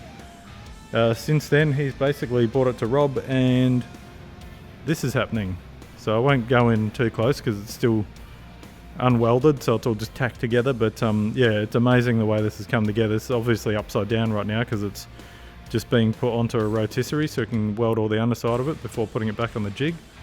But yeah, very cool, like full tube chassis, and it's getting engineered, so it'll all be sheeted in on the floor and that sort of stuff. But yeah, very cool setup, and yeah, can't wait to see this thing all done. It does have one of these things, 13B with a massive turbo going on it, and yeah, it's you know, proper full tray on the back, big tyres in it, but yeah, all getting built to meet legalities, which is super awesome. So yeah, very, very cool. And this project over here, which is kind of hidden, I'll put the Instagram for that on the screen. You should check it out. It is amazing, and this thing's going to be, I reckon, probably the best 240Z in the world when it's done. Yeah, definitely one worth checking out. And also Adam, he's got some very, very cool cars, but this is one that's going to be probably on the top of his list of cool cars as well. So yeah, let's go have a look at the bike. Oh, and that there too, even though it's got a Morris bonnet sitting on it right now, it's a good storage place. That's actually a full Pro Mod Vanishing Point chassis there that Robbie's putting together. It's going to be very cool. Has a early model Corvette fiberglass body shell on it. So yeah, that's going to end up being a very quick car depending on who owns it, because they're just building it to sell. So yeah, very cool thing. And check out this chassis bench, sorry, this jig bench. That's the chassis bench there. Same sort of setup, but these jig benches are really cool. Makes me want one of these now, having used this and messed around on it. So yeah, just to get everything so precise. Alright, here we go. Right, so yeah, as you would have seen, the bike's pretty much fab-wise complete. Only a couple of little things to do finally. I've just got to tweak mostly the brake mountings, and I've got Trav is going to look into making me a, as you can see, that's still got the factory Fireblade caliper mount there. No caliper on it at the moment. Thanks Alan Morrison for pointing that out. On the air end bikes, the caliper actually hung underneath. So I'm going to get Trav to make me one that goes underneath. I've just got to get a Brembo caliper for it, so it'll just be like a generic, like a Aprilia or Ducati rear caliper or something like that. But other than that, the tail's all mounted up and the tank is pretty much done. I've just got to get in there and get it epoxied now, and then probably going to take a mould of it just for safety's sake, so that if the worst ever happens, or if I use a fiberglass one, then we can do that. But yeah, everything else is all sorted. I mean, the only thing I've got to do last, which I won't be doing while the bike's assembled, I started welding it, but this bung on here, that just needs to be welded over properly. It's only got a sort of weld across the top, but I'm going to do a bigger, fatter weld around it while the frame's completely dismantled. So yeah, I'll get this home this afternoon. And yeah, I mean, like last weekend I was at the Bathurst 12 hour. It only seems like yesterday, but now it's Thursday already. And this weekend I'll be at Top Fuel at Heathcote, or Heathcote as the Victorians say. So it's been pretty busy. So getting time to work on this has been hard, but definitely keen to get it home and start stripping it down, and then get the bodywork in, get that all painted, and then start getting the frame painted and get all the rest of it happening. So yeah, it should be good. And then yeah, work out what to do with that engine. So the air end bikes did have a fair bit of horsepower, so I'm pretty keen to do something along those lines. Probably not as crazy as what they did back then, but yeah, it'll still be more powerful than my other CBR, so can't wait. Can you hear how enthused I am? Oh yeah, and also again, a big thanks to World Class. No, without them, this wouldn't be happening. So yeah, very, very excited about working with those guys, and yeah, it's definitely helped me a lot with getting this done. And it's also given me a lot of enthusiasm for doing as much as I can myself on the drag car, which now is going to be progressing more, because yesterday I received the new bell housing to go on the reed case, so we can actually start dumbing up the engine, and I'm putting up a video soon to show you exactly what's going on with that car at the moment. So exciting stuff.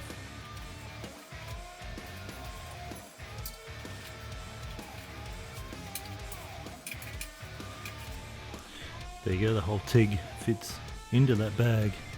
So pretty cool. Just basically got to carry that around in the bottle, and we're clear. So job done. Big thanks to this dude out here, blazing away. Look at him go, just tigging. So anyway, yeah, big thanks to Robbie. Massive help with getting some progress happening there. I was going to leave him. This is my little parting gift. This is me practicing some TIG welding. Still a bit messy here or there, but found an old wrecked dash fitting and welded that on there. It doesn't actually have a hole in the bottom, but mucking around, having a practice with some more aluminium. I guess it's all just practice. So yeah, anyway.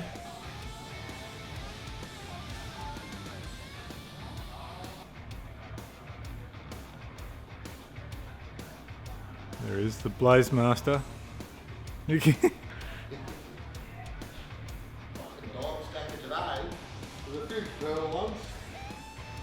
On average, they're all. Yeah, I think you go right, mate. Consistency's there, even if they're consistently bad. No, these all look pretty consistently nice. Rolling over it. I think I've done most of the other side.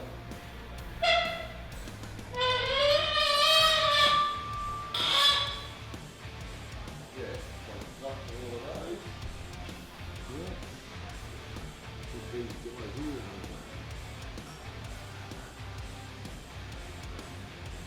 Not bad.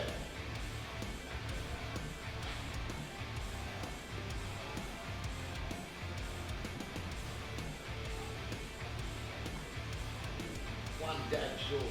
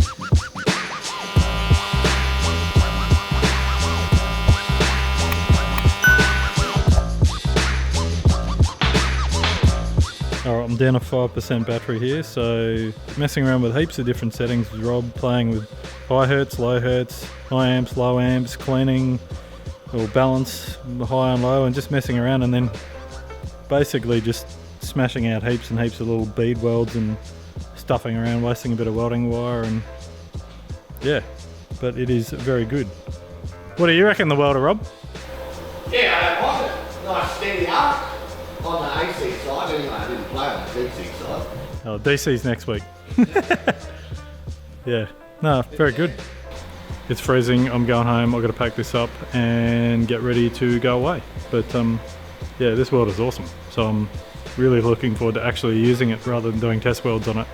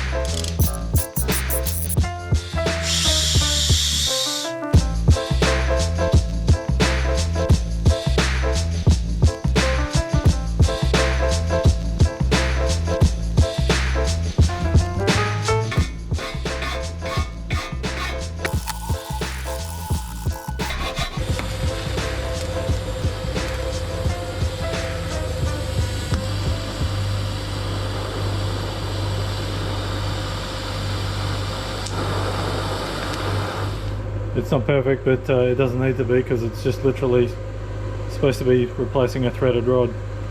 Lucky I'm wearing these gloves because it's quite warm.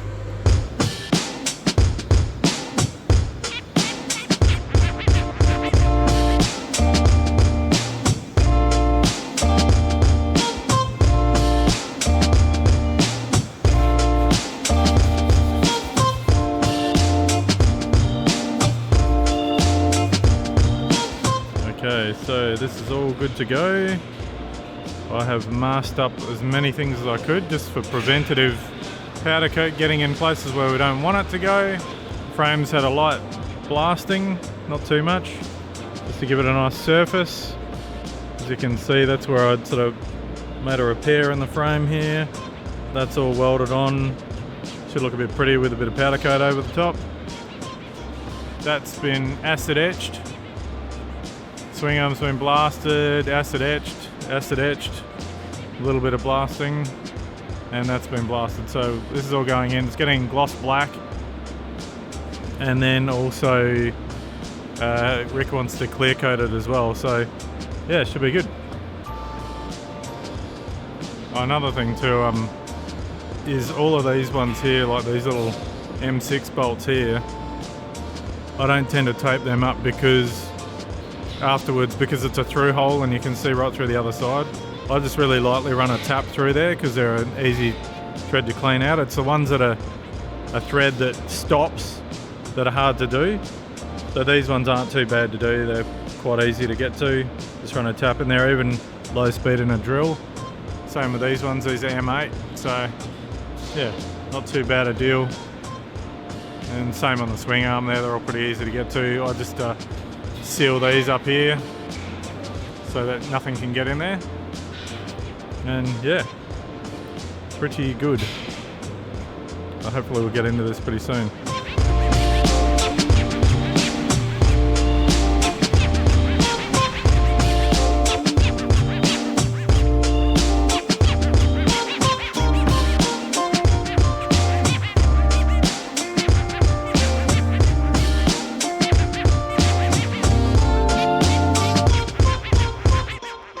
The other day I picked all this stuff up and I've got the frame back from powder coat, all really happy. And one thing I forgot to mention the other day as well, which I'm going to mention right now because he's my hero, but Big shout out to Ben Shaw from Extreme Creations, because he has made this sprocket for me and made it basically from a photo of one that was on an Arian bike. I'm sure they had all sorts of different sprockets over the years, but that is a one-off sprocket that he's made for me, and it is very cool. I basically just told him I wanted a 520, 47, I think it's 47, maybe it's 45, I can't remember now, but and sort of showed him something that was on the bike back in the day, and he's made something very similar, which Ben's made a lot of sprockets over the years and made a lot of really custom cool sprockets, especially for stunt bikes and drag bikes and stuff like that. And yeah, one more look, that's very, very nice. Where I'm at now is I'm pretty much ready to start assembling the frame back together. A few little bits and pieces to clean up, but before I do that, I've started already, but I'm probably going to rip into a time lapse, and still got to remove a lot of the tape in areas where I've taped up holes to prevent paint from going in, and then also go through and chase the threads out on the ones that need the threads cleaned out. So anything like these little nut certs, because I didn't bother taping them because it's a nice finish there, and then you just run an M6 tap through them. You just got to be careful so you don't rip through it, but if you chase the old thread, then it cleans it out nicely. The other thing that I have, which is very cool, which I got the other day, is my friend Trav in Melbourne has made this for me. So basically the original Fireblade has the caliper on top, and the Arian Superbike had the caliper on the bottom. It had a Brembo caliper on it. It's got the nice gold monoblock calipers on the front, so I managed to find one of these, which is a caliper from an Aprilia RSV. And then Trav's made this bracket for me, which basically is going to set the caliper underneath the swing arm, pretty much like the Arian bike, using the factory CBR brake disc rotor. And I've got a brand new disc rotor on there as well. So I'm going to rip into taking all this tape off. But the other thing that's really important is that, as you can see, I've got the bearing cups out of here because I use a cup and cone style bearing, not the roller bearing. So the difference between, that's a cup bearing and that's a roller one. This one, as you can see, that's got a cut in it, if this will focus. I do that because I use this one to smack in the other one if you don't have a proper bearing tool, and that means it's easy just to get out afterwards. But one thing that's really important, especially after having shot blasting or sandblasting, as I've experienced in the past with engines, is to make sure that all of the crap is out of the frame, because this frame does go through inside through here, so any metal crap that's in there could eventually make its way into the bearings. I mean, it's not as intrusive as like an engine bearing or something like that, but still it's a steering bearing. So I have the old Milwaukee vacuum cleaner here with the tube on it, and this crazy contraption here is actually what car detailers use for cleaning dashboards and vents and stuff like that. So I'm going to be able to jam that into the frame, but I'm also going to get compressed air in there to hopefully blow any stuff that's sort of jammed in there out, and that way I'll sort of blow and suck at the same time. That sounds really wrong, but then clean it all out. Let's get into it, do some awesome boxer time lapsing, and hopefully by the end of the day I might have a rolling frame, and then I can start looking at mounting the fairings up, and also getting this tank, finally do one more pressure test on it, make sure it's not leaking, because I'm pretty comfortable now that I've chased all those welds properly. And then I'm going to take it over, we'll epoxy it and start sealing it up ready for paint. So priorities though, this goes first and then that goes afterwards.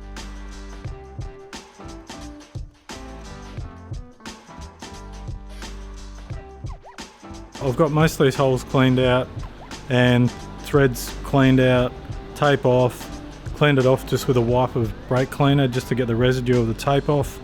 Use like a flat file just to clean the edges of the powder coat, just to get those hard edges off.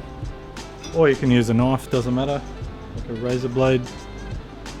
But in stuff like this, in this hole here, which is a difficult one to do, to get in there, I've taped them pretty well, but there's still got a little bit of crap in the ends. So here's my trick I'm going to try, and I've already started on this, so apologies if I'm jumping ahead of myself. I've got like an old bolt here.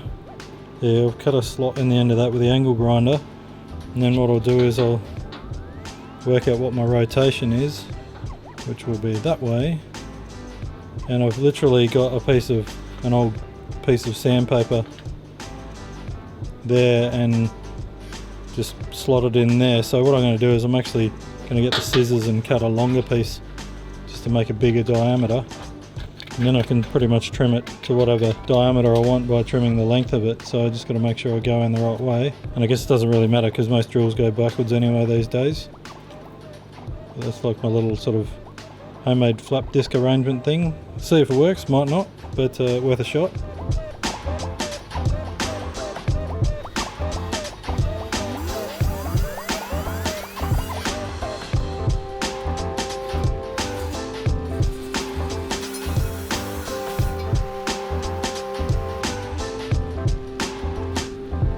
There you go, pretty happy with that. It's all nice and clean there now. Winner, same with that one down there. Nice and clean, that's where the bolt goes through, so pretty happy. Cool.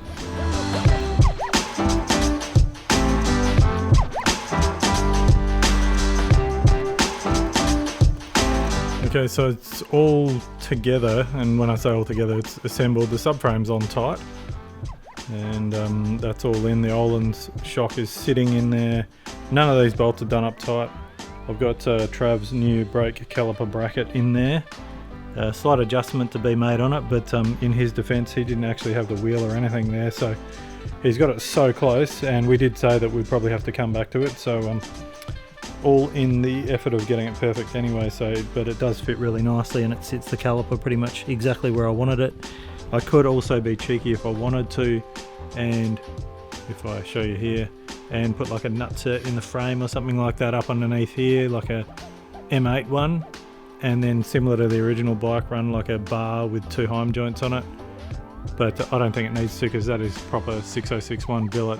That's not going anywhere, that's super strong. Went to solid today, used Cam's bead blaster just to make these look all pretty and new again. As I'm not running a total loss system, I am still running a voltage regulator there. I've got this cheap knockoff one here, but I'm not going to use that, but that's pretty much how they sit, and I always forget to tape that off, so this time I did tape it off. Now it's all clean, so it's clean metal for that to sit onto, because you need to do that, and I have tested this one, so it is a good spare. There is actually a really good tutorial on YouTube. It shows you how to do it, which is really nice. Got the triple clamp in. I did actually mount the Brembo master cylinder up under there not long ago with a little bracket that I had to bend up and make work, so that's just a case of getting the hose from there to there. This one does have a 90 on it, so I think I need a straight coming out of here. So I'm going to have to chase up the people that sell these master cylinders, see if we can change that. That's just sitting in there, not bolted up or anything like that properly, just a bolt through it, but yeah, pretty happy. So that's where we're at with that. Got the fairings over here and up on the shelf and stuff like that. And then, like as I mentioned earlier, the tank is pretty close, I think, pretty close or done, I'm hoping. So just want to do one more leak test on it, and hopefully it doesn't leak, and then I can actually start cleaning up this absolute shambles of a bench, because I have been quite busy and I'm actually quite ashamed of myself. This is not how my bench normally looks. Lots going on and not enough time to clean it up after myself. So anyhow, and yes, soon, very soon. Paint job looking good. Some sort of livery. I might even ask some people what they think about livery. I'll put the tail back on, take some photos of it. So, but I think this one is pretty good. It just needs the suspension sorted and maybe a carby rebuild, because it's been sitting around for a while. But both bikes are going to be sorted this year. That's the plan. So anyway, boom, see ya. So the last time on the light in the shed is really last time I had this brake caliper bracket for the Brembo caliper there, which Trav has made. This is like a dummy version, and just put it in there to check. It was touching the rotor just, so it's only like a fraction of changes that needed to be done. And Trav has sent me this one here. So this one's got some changes made to it. He's also pocketed it out, just a bit of weight saving. It also looks kind of cool. So I'm going to rip off the wheel now and then make sure that the changes have worked, but then also do a bit of a comparo with the standard brake caliper bracket to this one weight wise, because I've got the little scale there. I mean, it doesn't really matter too much, but it wasn't a weight saving exercise. But wheel off that one in, see if it works.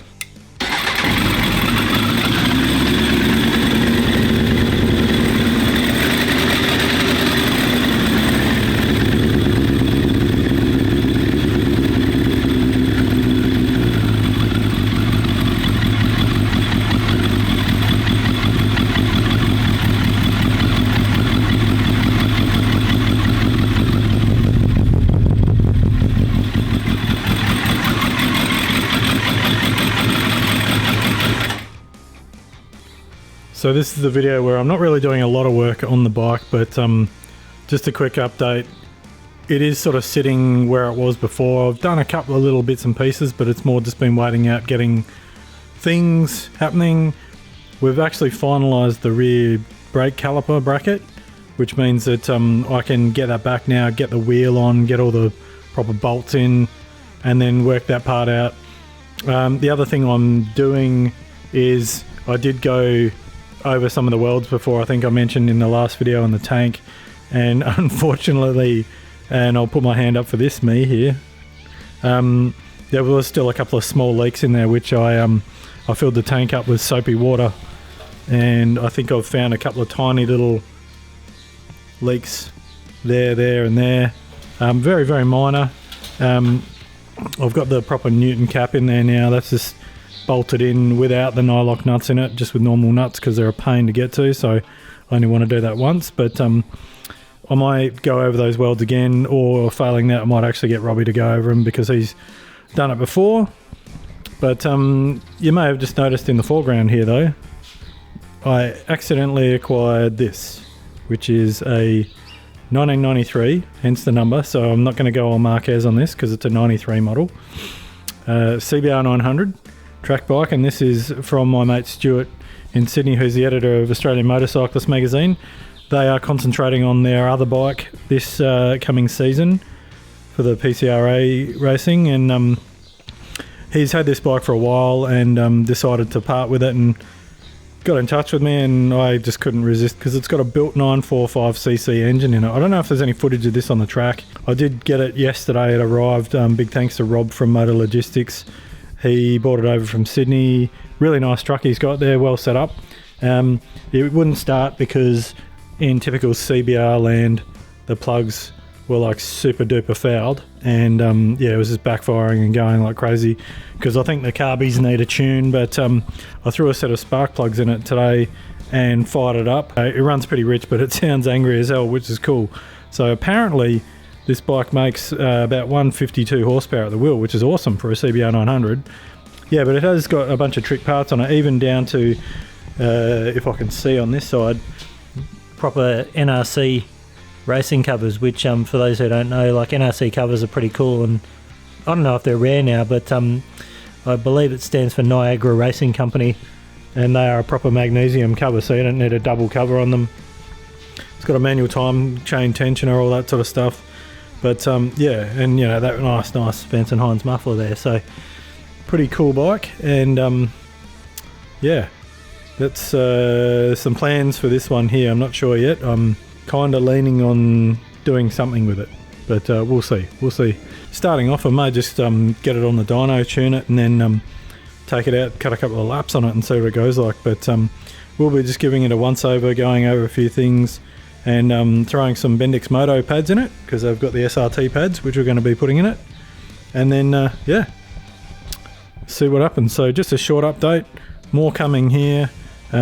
Just disaster area here, stuff everywhere, but it's all controlled chaos. But yeah, see how we go.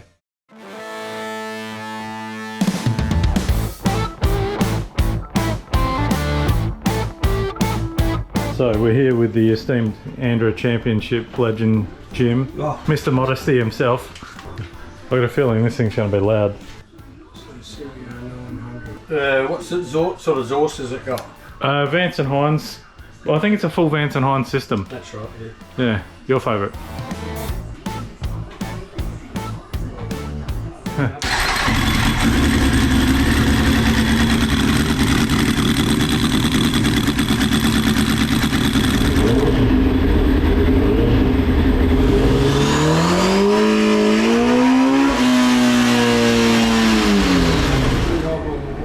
Whoa, this is on super wide mode. Wow, look at that. Got my spanner.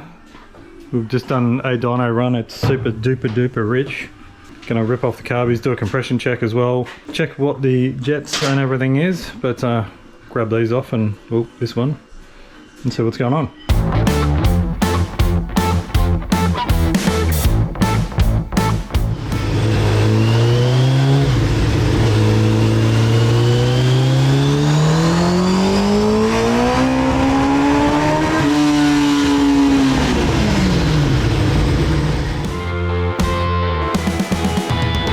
had the carbies off, messed around with the jets. It's gone slightly lower in main jets, and messing around with the other jets. But it's been a bit chaotic, so I haven't really filmed much. But this is more just about getting some cool dyno footage of this thing, seeing what it does. So far I think he's only revved it for like 8 grand or something like that. But yeah, we're gonna do one more run, see what it does. And I'm charging GoPro batteries because I forgot to charge this. Whoops.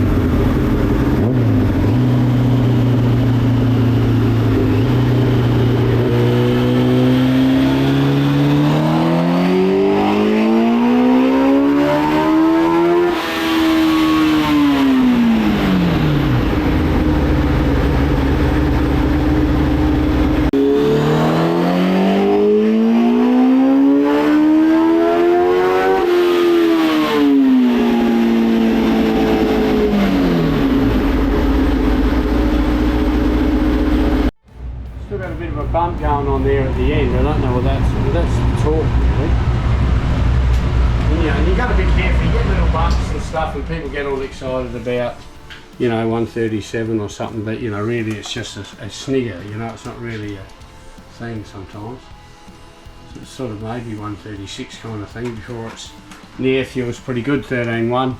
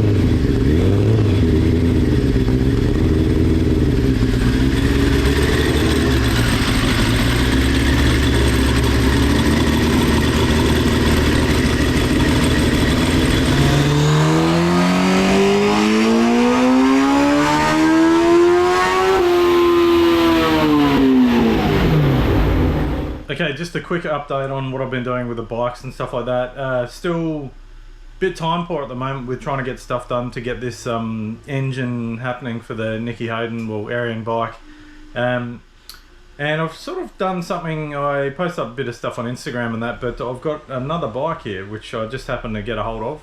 And it's not wasn't super cheap, but it's worth every cent because it's got a built engine in it. And yeah, I'll give you a quick tour on what's going on right now because I'm standing in a dyno room. So here, without all the fairings and stuff on it, I'll post some other pictures up. This is a 93 CBR 900. It's been raced in PCRA racing. That tail is like a 98-99 SC33 tail, so that's not the right one for it, but that's just what was on it. But I bought this from my mate Stu, who is the editor of Australian Motorcyclist magazine. This bike has been raced by himself and Alex, so hence the Picos Woody Racing in PCRA. The engine recently had a refresh. I believe specs wise it's a 945cc. Head's been ported. It's got big cams in it, you can tell that just by the way it runs. And it also has a set of FCR 39s on it. When I got it, it was running super duper rich, so I brought it down to Jim's here at Superbike Performance. Jim's an absolute legend. He's got a zillion and one Andra drag racing trophies, and just a cool dude to hang out with. Knows a thing or three about dyno tuning and FCRs, so I haven't really filmed much, but yesterday I was in here. I changed the jets a few times. We sort of went up and down. I raised the needles to try something, so I'm actually just about to drop them back down again. Actually no, I dropped them, now I'm raising them back up again. Yeah, apparently this makes about 150 at the rear wheel horsepower. Yeah, we haven't really pushed it that hard yet. I did notice that it had a got a Vance and Hines Power Pack CDI unit for you, and if you don't know what they are, I will grab it. And shout out to Dose Coffee on Marion Road in Adelaide.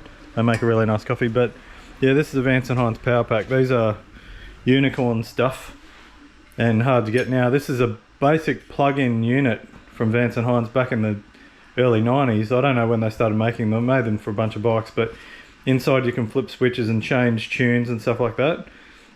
I don't know if this was used on the bike much, but yeah, I might throw it on there and just see what it does.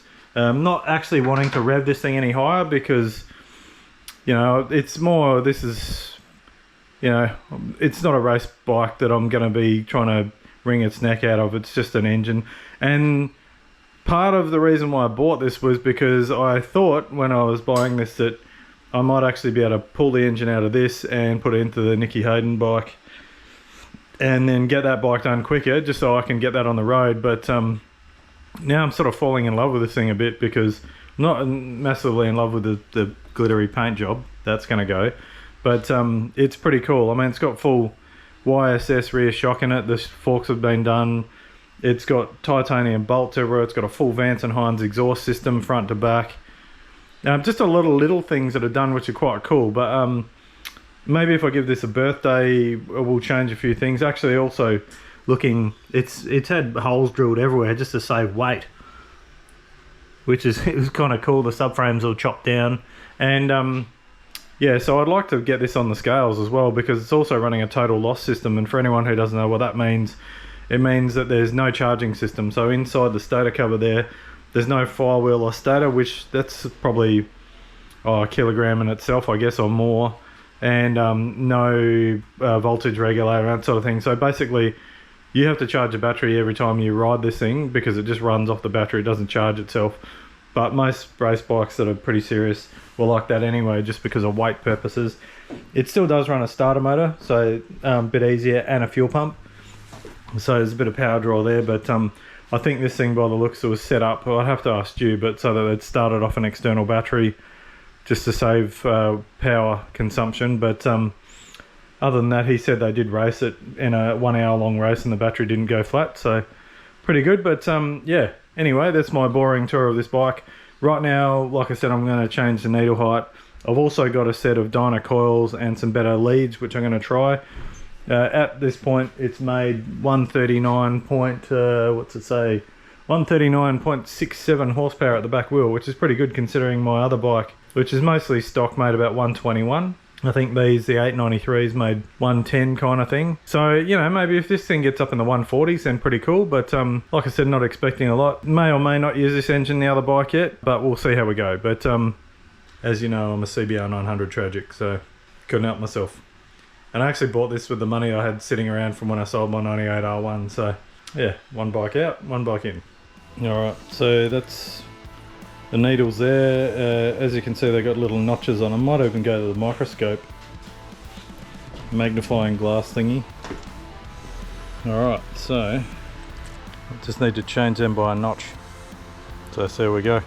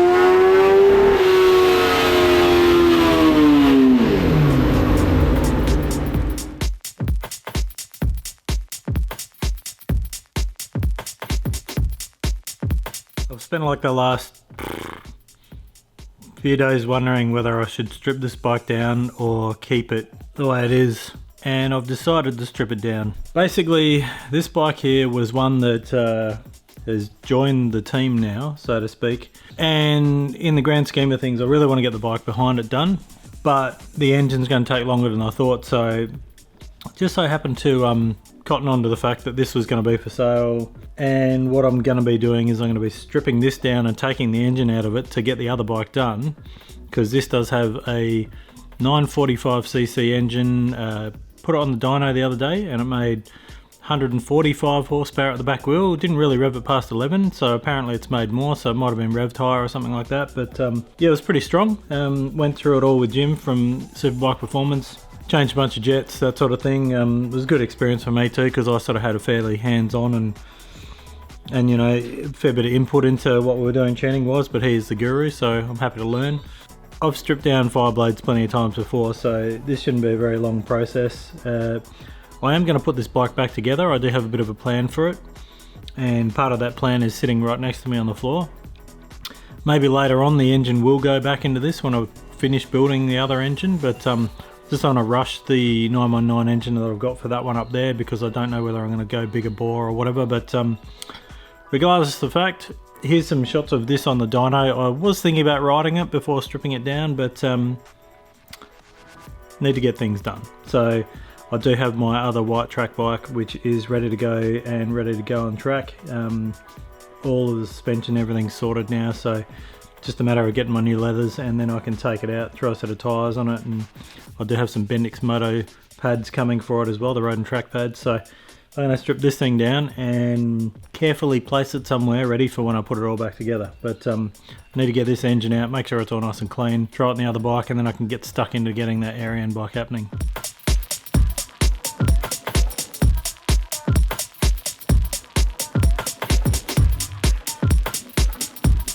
So slight mega update on the bike now. I've shot ahead, didn't really film a lot of stuff, did a bit of a time lapse before, but engine's in now and I've gone and just started bolting stuff on. So here's where we're at, and yeah, a little bit more dicking around, got to do a wiring loom for it, but shouldn't be too far off firing up. So there you have it. They're the same FCRs that were on the engine on the dyno the other day, and I've just changed these because the other velocity stacks don't fit in the Ariane airbox. Got the Ariane exhaust system on it, bit dark in here. No more of those tacky blue hoses because this is all black. I did have a set of these nice silicone hoses lying around, so all brand new. Fuel pumps bolted in. That's just sort of dummied up there at the moment, but that'll be sorted. Bracket for the exhaust on. Also got Trav's finished bracket for the brake caliper. Only problem was the brake caliper I had is completely stuffed, so I've got to get another one. Unfortunate that, but yeah, them's the brakes, pun intended. But yeah, other than that, pretty good. So anyway, I'm not going to talk for too long because I just ordered pizza, so I'm pretty hungry. It's been a long day. I'm going to go get some food. Sound like Jeremy Clarkson then. I'm gonna go get some food. Get some food.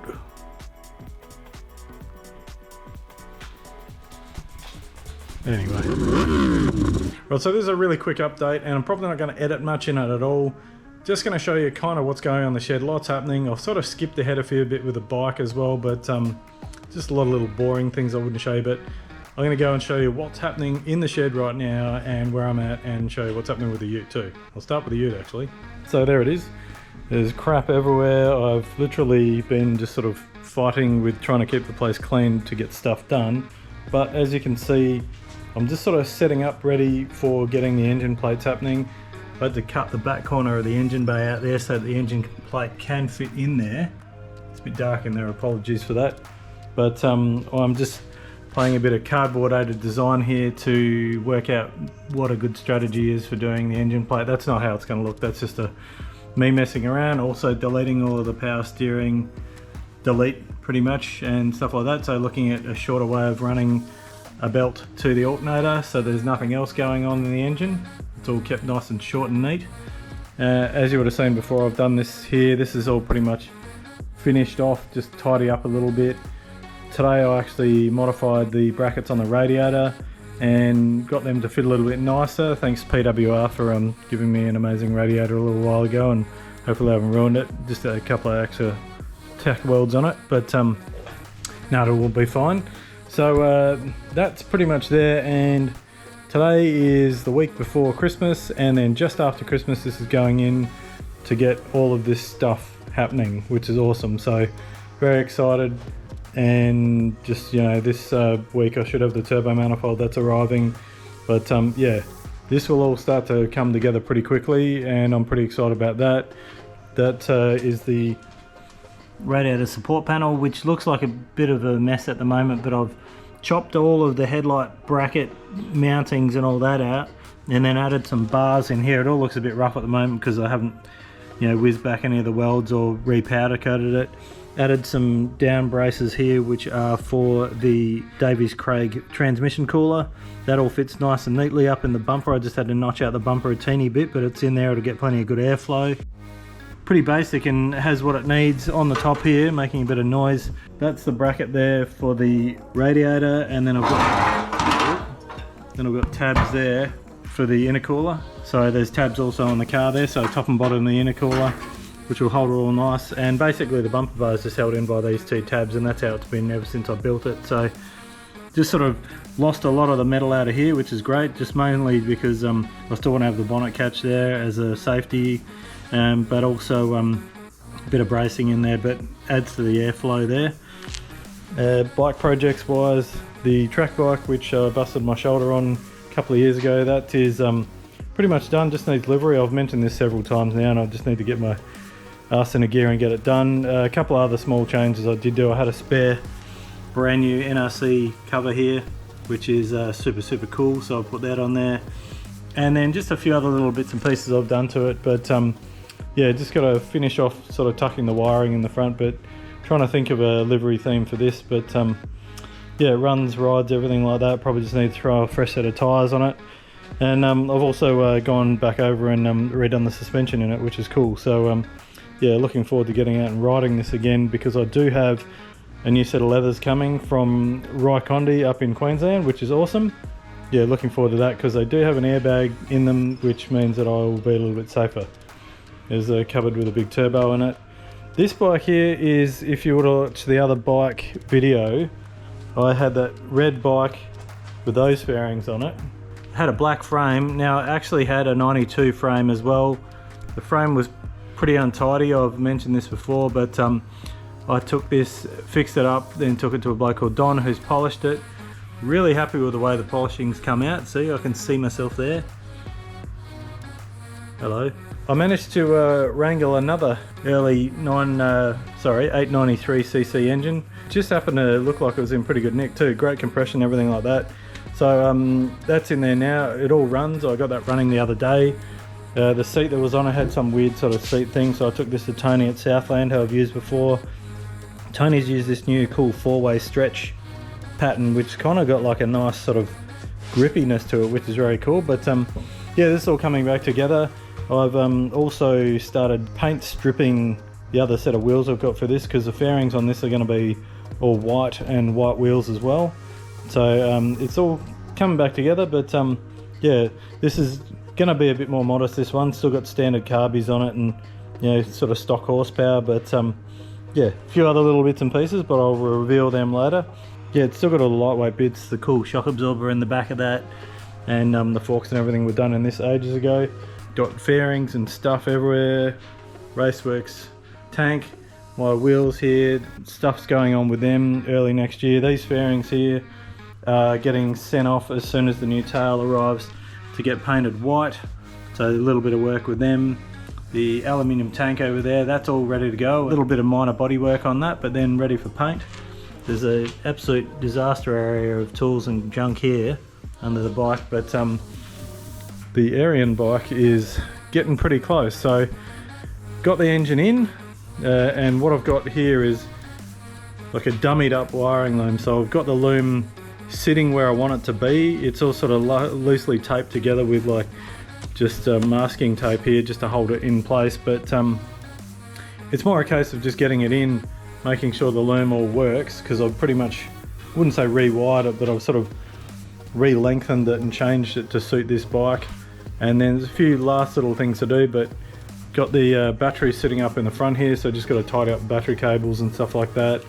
And then also, the one problem I had was I'd gone to the trouble of making a bracket so that I could reuse this 98 Speedo here. But the problem is that it's just too damn big. It's too wide, and basically on full turn, the throttle cables hit it, and then also the clutch cable hits it as well. So it's just yeah, it's doing my head in a bit. So I'm probably gonna not use that one now and looking for an alternative at the moment. So yeah, we'll work on a plan of attack for that. But yeah, other than that, yeah, lots going on. And I did get out and use the world-class TIG over there today, which is great, to do the radiator. And yeah, pretty happy with what's going on. But it's one of those things where having too many projects is always a bad thing, and trying to do a good job of them as well. But you know, I'm sort of in this deep, so I've got to get it all done. But other than that, I mean, last night was really cool too, because I went with mate BJ and Troy and some other guys, jumped on the 92 blade, went into the city, went to bike night, had a look around there. Got a feed, and because summer weather's coming, summer weather's here, means you can get out and ride that. And because I've got club registration on it now, it's super economical to ride, because the rego is only $90 a year.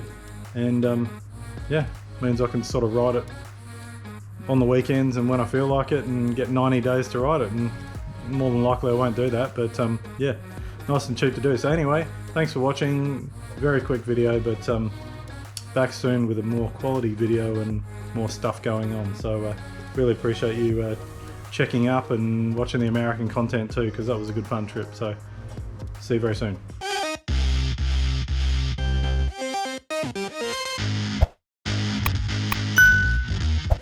Alright, another bike update. I've just ripped the rivets out of this one. This is one of the original Arian mufflers I've got, and it is a damaged one. The tag on it was damaged because it's got damage there, but both the end caps are good. Damage there and there, but internally it's probably cactus, all of the baffling and everything. But I do have a kombucha, yes. I do have a brand new pipe there, like the other two I've done, and I'm going to cut this one open and start building a new one for this Two Brothers bike. Right, so there you go, that's sliced open and it popped open. Got the two ends out, got this out. It's like heaps of fiberglass baffling or whatever it was back in the day. You can tell this has done a few miles. I think these were off a CBR 1100, but I'm going to be throwing that away because I have some new covering for that, even though I could probably reuse it if I really wanted to. But it's going on a race bike, so I might put a little bit less baffling in it. Another hot tip as well, which people probably already know, is that's just wax. So if you're cutting aluminium with a 1mm grinder, wax works really well. Just straight on the blade there, and it cuts through like a hot knife going through butter. So these are all out and just need to clean up. Good thing is that the inside of these pipes here, it's slightly too small for the diameter of these. So thankfully the guys here at Solid did a like a lathe operation in here, and they skimmed out and just resized the inside of it, so that basically, and to the depth as well, so that and that goes in there like that. Probably just got to pull it back a teeny bit, but perfect fit. So now I can fit these up and fit the tag on there. Probably going to reuse this perforated tube because it's in pretty good condition. And then I'm going to send this off and get it polished, because these pipes were originally polished. So I might even get the guy to polish these as well, because he does a pretty amazing job. And his name is Don. He's the guy that's actually polished the frame on this bike. So this Don is good. Right, so what I've done is I've marked out my 4 spots where the out one has to go. Now basically it'll work out how to make that line up with the other end so that they're perfectly in line. Obviously it's round, so it's hard to put a straight edge on it, something like that. So what I'll do is I have a piece of angle, which this is actually a piece of stainless, and I've got that pretty much lined up on the line there. And then because this is in the angle, literally just got to put a line there to match it up. and then I can do that all the way around for all 4 of them, and then I'll just cross-reference it with the actual exit, the inlet. Yeah, so let's do it.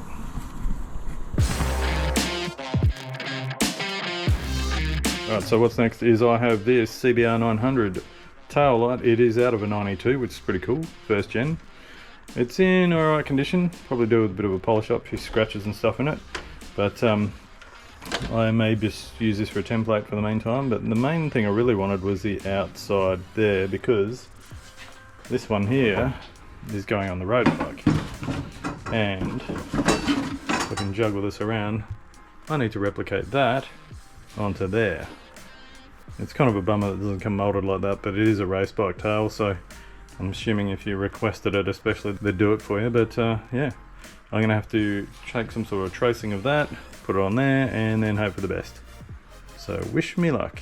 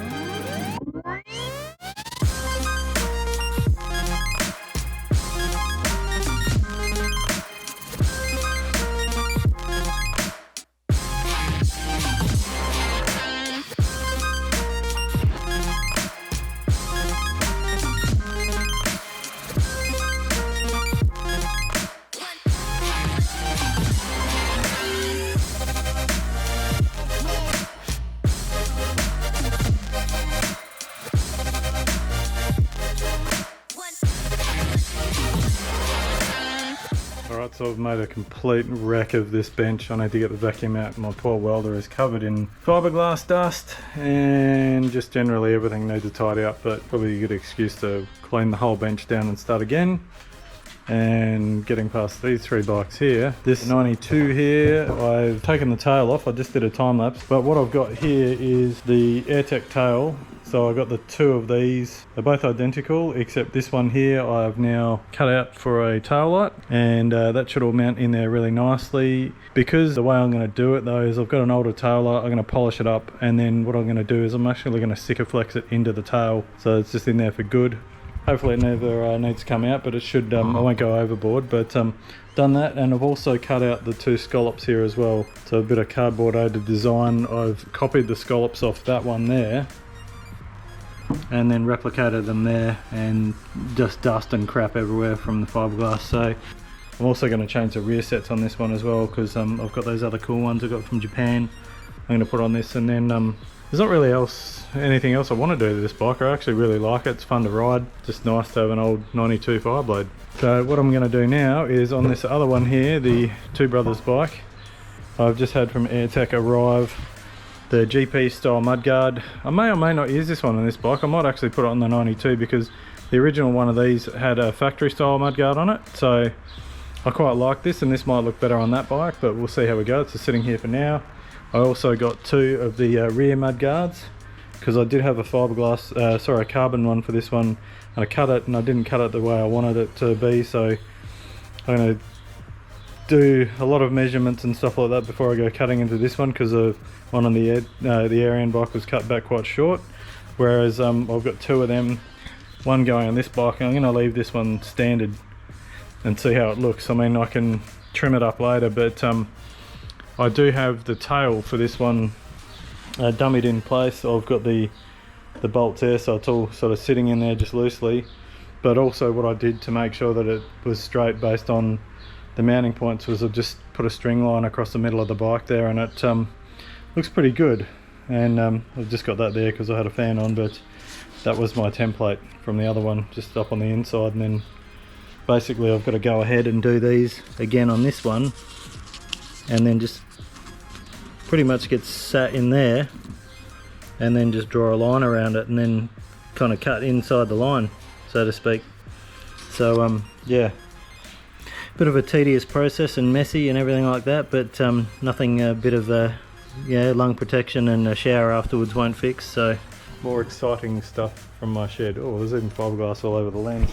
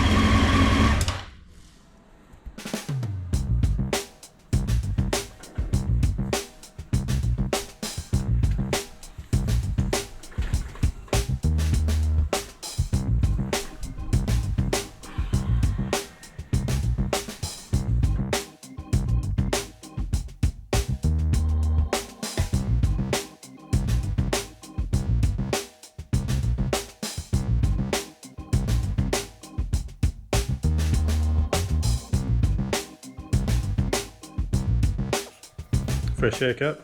Really quick video this one because I've just been messing around with the bikes this week and just got to jump on a plane tomorrow to go to Sydney for Top Fuel, which I'm not complaining about, that's going to be awesome. But quick update as to where I am. You've just seen the footage of what's been going on. I haven't really bothered too much with going into the reassembly of the muffler because I've done that before on the channel. So over here, if I scoot over this way, that is the polished pipe for the Two Brothers bike. Now that's actually an Arian pipe that I've rebuilt into that one. The outer of that one, as you would have seen before, was quite damaged, so I had a new tube. I have now found out that the Two Brothers pipe was actually a little bit shorter than the Arian one, but I'm happy with this anyway. I'm not going to rebuild it because it's got a bit of work into it to machine it and all that sort of thing. Just working on making the new tags because I've chased around, I can't find them. I do have some blanks from the last lot I did, so I've got the design all done and everything like that. And basically this bike, once that's on, the fairings are at a panel shop down south here. I'll put that on the screen. Just working on all of the stickers at the moment, so once that's done, I'm just sort of going through designing them all in Photoshop and that sort of thing. This bike's pretty much going to be all finished, and then I can really concentrate on that bike over there. More hand gestures, game show stuff anyway. And then also this one here, as soon as my new leathers have come, then I'm going to get into putting a set of tyres on this bike and hopefully get it out to the track because I'm hanging to ride it again. It's been so long. But the other cool thing is I showed you earlier on this video the single seat tail. That is all now beautifully painted in gloss 2-pack black, and I'm pretty happy with the way that's all fitted up there. The tail light is basically glued in with what's called T-Rex, which is kind of like Sikaflex, but I prefer using it. And it glues and goes in really quickly. I did, out of the two tail lights I had, use the one that wasn't quite as good just because of this purpose of gluing it in. This one's actually pretty good though. I'm pretty happy with it. So I really like the look of that with a single seat on it though. That's yeah, just different and pretty tough looking. So hopefully being away this weekend I won't be able to ride it, but next weekend I'll try and catch up with the boys again, go for a ride in the city, go out for dinner and that, and yeah, we'll get it out. And then also work on this thing over here as well. So see you in Sydney, Top Fuel.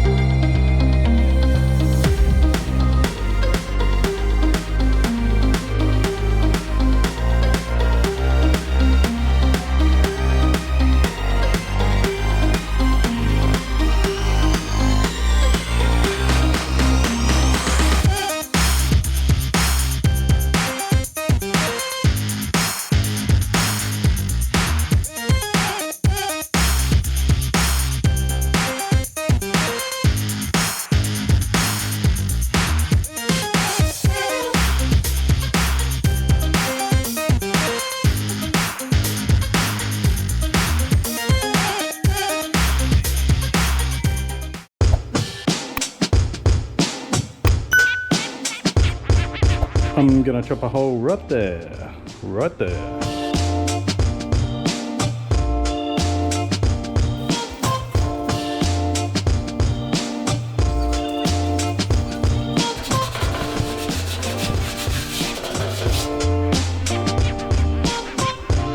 Let's not talk about what's going on there at the moment because it's a bit of a sore point. Yeah, whoops. Anyway. Alright, so quick update in the engine bay here. Been messing around with turbo location. Obviously the end of the turbo manifold was just tacked in place, so it's sitting kind of where it needs to go. Just needs to lean over just a little bit that way, away from the tower. But the angle this way is correct because it clears the bonnet and also clears the dump pipe there. I've had to notch into the tower here, which this will come back a little bit. There'll be a bit more of a gap there, but that'll all get plated in back as strong as it was before. Just sort of give it a bit more room in there so I can turn the turbo away from the radiator. But I'm pretty happy with that. This afternoon I'm going to get in there and just bring this turbo over this way a little bit that way. So, and the reason I'm holding a scribe is because I'm going into the car now, even though it's disgustingly hot. Old man noises. Right, so I need to remove the B&M shifter firstly because that's getting pulled out because I have a brand new M&M shifter coming, which is pretty cool. This was good for what it was, but the M&Ms are, from what I'm told, are much better. Nothing against B&M, but I just want something that's easy to use. Plus the other advantage is that it's air operated, so we can operate it with a HownTV.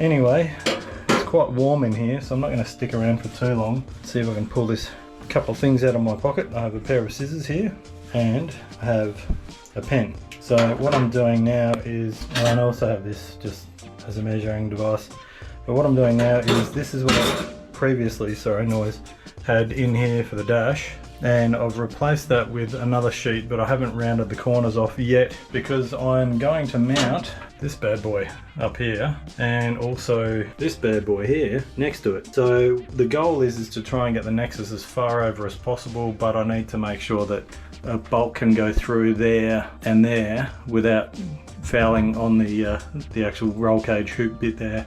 I mean, it's not a structural part of the cage anyway, so I could trim it, but I'm just not really into that right now. I'd just rather just do what it's doing. But what I want to do is just get in there and get that done. So what I will do is try and mount this camera somewhere. Let's do this.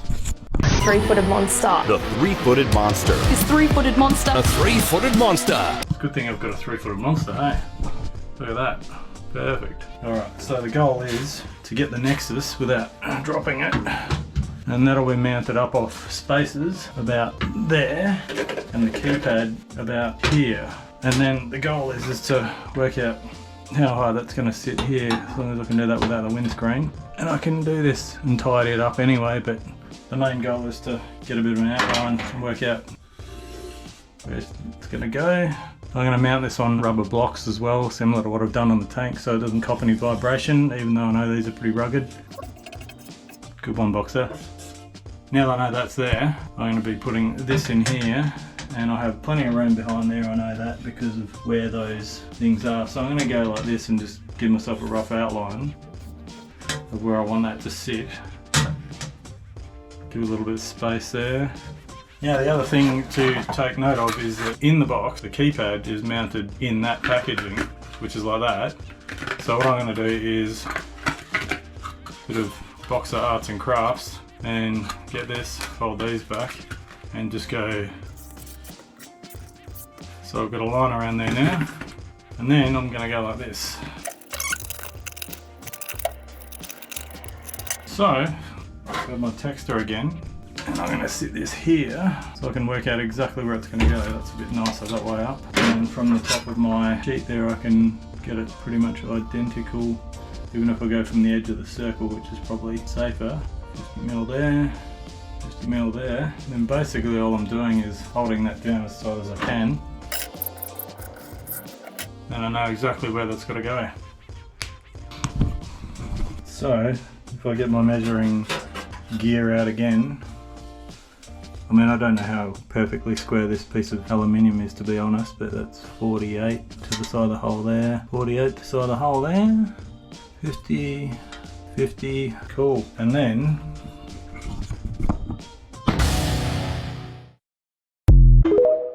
I'll be really pedantic and find the center of the hole. It should be technically the center of these. So now I can take that out, and then I can also retrace, after I'm done with this, the corners for here.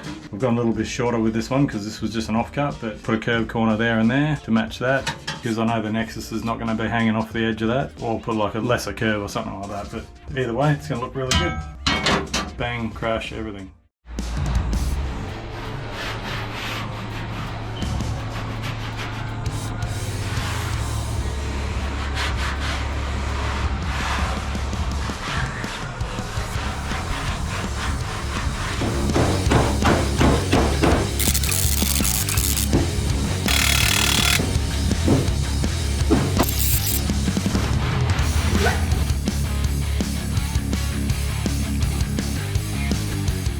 Yeah, it's missing a bit. So anyway, yesterday I was basically reversing out of a driveway, wasn't paying attention to what I was doing, looking one way, not both ways, and I completely caved in this guard here at the gate coming out of MV Automatics. Thankfully I didn't damage the gate, and thankfully the Land Cruiser is easier to fix than my other car, so ended up with a crease here and a massive big crease down through there. Managed to pop most of it out yesterday, and it's pretty good. There's a few little wobbles through here, but that's actually under the guard anyway, and I did pull this back in here originally just to give it a little bit more clearance for the 35s, but it's pretty damn good through here now. Basically just sort of got to get in here probably with some more rough stuff and take off the bits of Raptor which have got an edge on them, but then also maybe just the slightest skim of filler just through there, and then going to put it back on and try and match it with the Raptor can and then sort of blow it into the door. The cut snake flare is cracked, but I'm going to try and resurrect that with a plastic welding kit. Been wanting to respray all the flares anyway, so it gives me an excuse to do this one and then do all the rest of them to match, but pretty happy with that. Not being a panel beater, but just sat there and smacked it and got it as close as I possibly could, but now just heavy stuff to just get this last bits of paint off, so it's all bare metal around there, and then just skim a filler, clean it off, and then straight over the top with some Raptor. Now onto the drag car. This is a 4 project update basically. Got the turbo more sitting where it wants to be, just sort of pushed it over this way a little bit. I could go a bit more, but I think doing what we're doing, we're going to change the manifold a little bit anyway, so it's going to end up pretty much in the right spot. But I've been working on some other stuff today. Got the ECU front and center right there, keypad. I've only got 2 sitting in at the moment because it's dummied up, but rubber stoppers in there, so the ECU's got some dampening on it. This shift is coming out, like I mentioned earlier, that's coming out and getting an M&M shifter in it, so I better move it and give it a bit more clearance for that anyway. I think this shift is probably a bit shorter, but either way I can change that. All this wiring's got to come out because that's all going to get controlled by the PDM now, so it's a bit of a mess in here, but it's not a big problem. I'll get in there this week and do some more stuff on it, but yeah, pretty happy with that. And then just some quick updates on these ones. Basically this bike here took the new tail and the old fairings from the front into Nathaniel. They needed a heap of work because there was this horrible disgusting acrylic paint on there. And onto this bike here, Aaron has got all those fairings, all 3R Technic Aaron.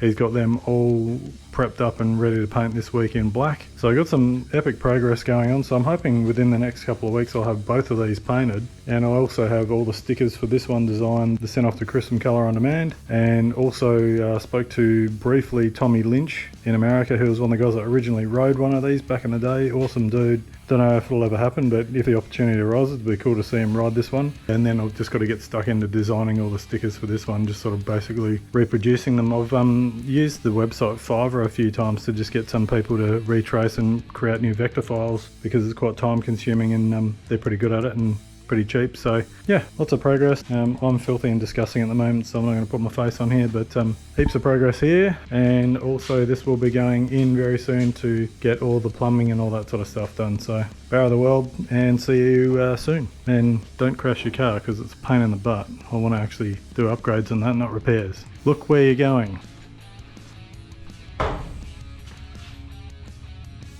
I'll pay that.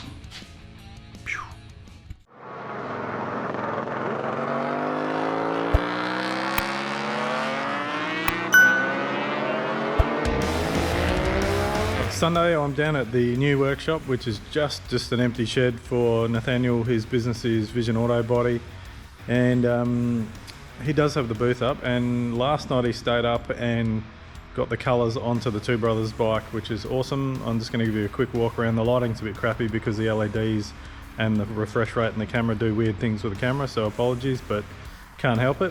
As you can see, there's like a weird black band with the lights. If you're not sure what that means, look up refresh rates. Just sent him a bunch of photos and he's gone and masked them up pretty much the same style and got the colours down. Now they're all pretty much sort of just sitting there looking very flat at the moment because we've got to clear coat them, but that is because I've got to put the stickers on still. Here he comes now, and I'll just go show you the stickers. Alright, we've got loads of stickers here to choose from, different versions, clear background, white background, and the race numbers. There's only one sticker I couldn't work out what to do, and I can put that on later, but that was an event-based sticker anyway, so we're just going to hang the fairings up and work out what's going on. And if I open my phone up, we've got some reference here, so we can look at what was where and which stickers did what. Yeah, start on the off one. So it's pretty much straight under the red. This is my new mate Nathaniel. Yep, that elf's about there. Oh, one down.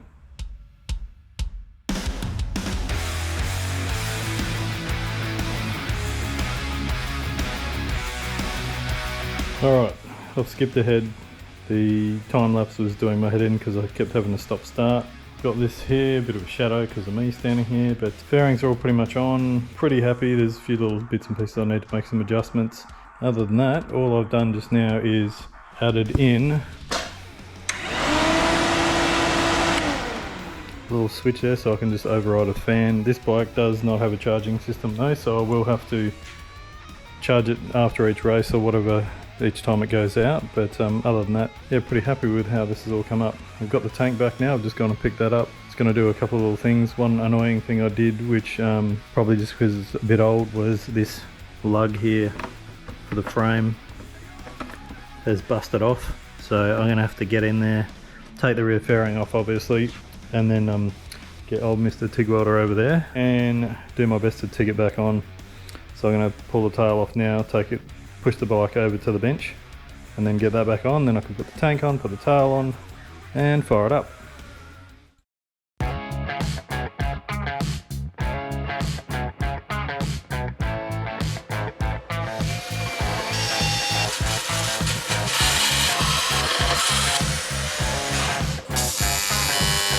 Well, considering how much contamination and crap and anodizing there was in there, I try to clean as much off as possible. That's on there, it's not going anywhere. Just giving it a wipe down now.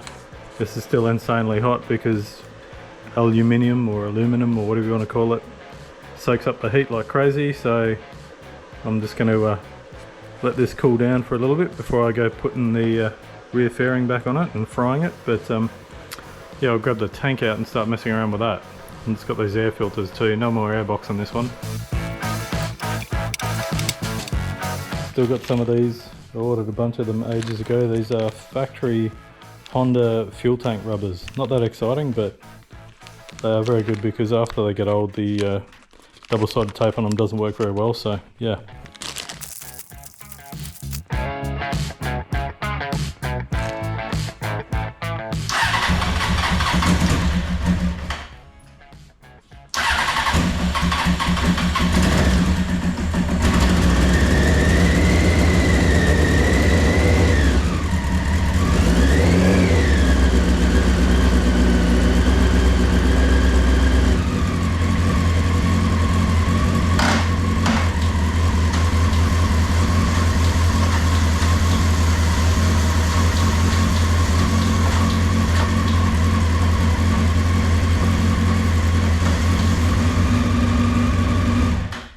Right, so a bit of a weird YouTube video because I haven't done a lot of hands-on how-to DIY or any of the nuts and bolts really on this bike. I've kind of just got it to this point. I'm just going to do a walk around. It's done now. There's a tiny little weep coming out of one of the carburetors, but I think that's just because it's been sitting around for ages. So worst case scenario, I'll just have to jump in there and put some needle and seats in it, which isn't a big job. But here we go. Now, there are still a few little finishing touches to do, which is still need to put the muffler tag on there. That's coming. A couple of stickers which weren't done at the time, so they've just got to go on the back here. And other than that, got to put the Tommy stickers here for Tommy Lynch. There's a couple of little stickers to go there, but other than that, it's all pretty good. And for those who are wondering, this is a replica of the early 90s Superbike ridden by Tommy Lynch from Two Brothers Racing. Those bikes, I believe they were 93, maybe it was 92, because they might have had access to the early ones. I've got to check with some of the guys, but I've been speaking to Tommy and Mike, who worked on these bikes. And this is sort of probably a mix-up of different eras, because I think the early ones still ran the factory wheels and stuff like that, and then they evolved into like better wheels and other bits and pieces. Then they evolved into the polished swing arm, so it's still got the standard wheels and brakes on it, this one. This is the bike that had all the lightweight stuff on it, so you can see the disc rotors all, you know, drilled out massively there. And then other bits and pieces like the rear hub and all that have been lightened, but yeah, even the front fairing, so that's got a million holes in it just to take some weight out of it, even though it doesn't weigh much anyway. But yeah, it's gotten to this point. It's more just a walk around and thanking people at this point, because it's been really good. So list of thanks are AAA Powder Coating for doing the wheels and doing them in such an amazingly quick amount of time. Kent from AirTech Streamlining in America got me the tail and the front mudguard really quickly. And on top of that, Don for polishing the frame and the muffler. Brilliant job of that. He's a really nice dude and does a great job. And then last but not least, I guess with this, other than like Weld Class, who have been amazing with their welding equipment and helping me out, Bendix Moto. I've got the Bendix Moto pads in this one now, which is great. Yeah, and then finally, Nathaniel from Vision Auto Body here in Adelaide. I only met him recently, super nice guy. He painted the tail on the other CBR over there, got that done in gloss black for me, but then on top of that, he's done this one here, and I just realised I haven't put the rear mudguard on it yet, but yeah, he's done this one here and got it to this point. The front fairing was a real mess. It had this horrible acrylic paint on it, everything, and then gave it to this wet blasting guy who destroyed it and put holes in it everywhere. So he's fixed it all, and then I left him to his own devices with a bunch of photos to get the colours right and to get the lines right. And I think back then when they did this one, they just sort of just put some squiggly lines and colours and stuff like that. Yeah, and he's done it all. And actually another person I need to thank as well is Chris from Colour on Demand. He's done stickers for me quite a few times now and always does a great job, so big thanks to him. For all of the people who are triggered by the fact that this CBR says R1 on it, that is because back then they had a deal, I think it was with AGV helmets, and the particular helmet model they were using was an AGV R1 helmet. And the reality is that back then, that was before the Yamaha R1 actually even existed, so technically correct. But this is and was a race bike. The only difference being is that this frame is another frame I had, but that black bike I had, black frame bike with all the red fairings on it I had before, was the bike that donated pretty much all the parts to this apart from the frame and obviously the new tail and bits and pieces like that, and the engine. The engine for this one is now in this bike, which you would have seen in other videos. So that's the big banger engine that made 150 horsepower on the dyno. The one in this bike here is literally an engine I found on eBay and bought from a bike wrecker, so I'm more comfortably buying an engine from a wrecker because I bought one from some, well, I'm going to say it, a crackhead off eBay, and it turned out to be a total disaster, so yeah, avoiding that again. Big thanks to everyone that's helped on this bike. A few last things to do on it. Adelaide Motorsport Festival is coming. Pretty happy. There's only 2 sessions of riding at the Motorsport Festival anyway, so probably not really going to be riding it in anger so much because it'll be out there on probably cold tyres and probably not even warmers on it, so I'll have to be pretty careful, but excited. And also by then as well, Raikondi have sent me my new leathers, so they should be here just in time. Probably be a little bit brand new and a bit tight, but I'm going to be jumping into them as well. So, and yeah, another awkward ending to a video. I'm good at them.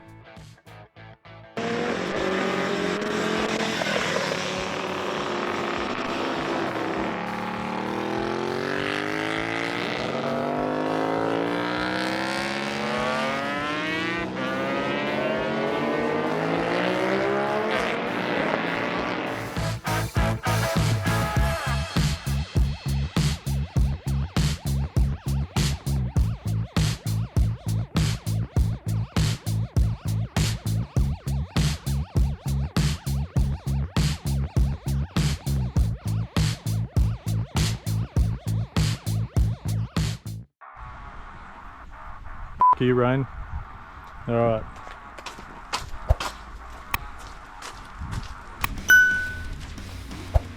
Suppose I've got to film something, you know. Yeah.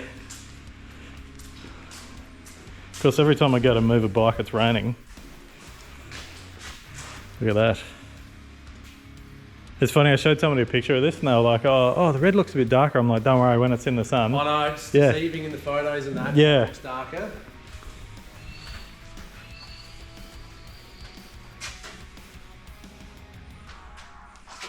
Yeah, as soon as we put the light on it, yeah, it made so much difference. That's So, it. Like, out, obviously on a nice day out in the sun, the brightness from it will really show the vibrancy. yeah, awesome, man. I swear the forecast was like, yeah, it's just going to be sunny all afternoon.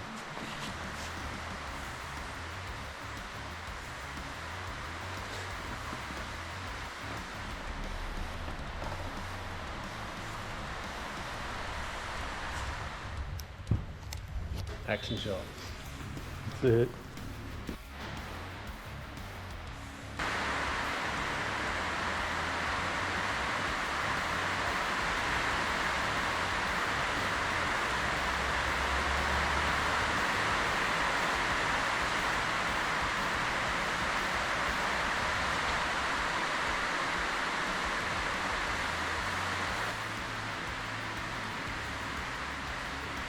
Well, I got told I need to water my lawn more, so.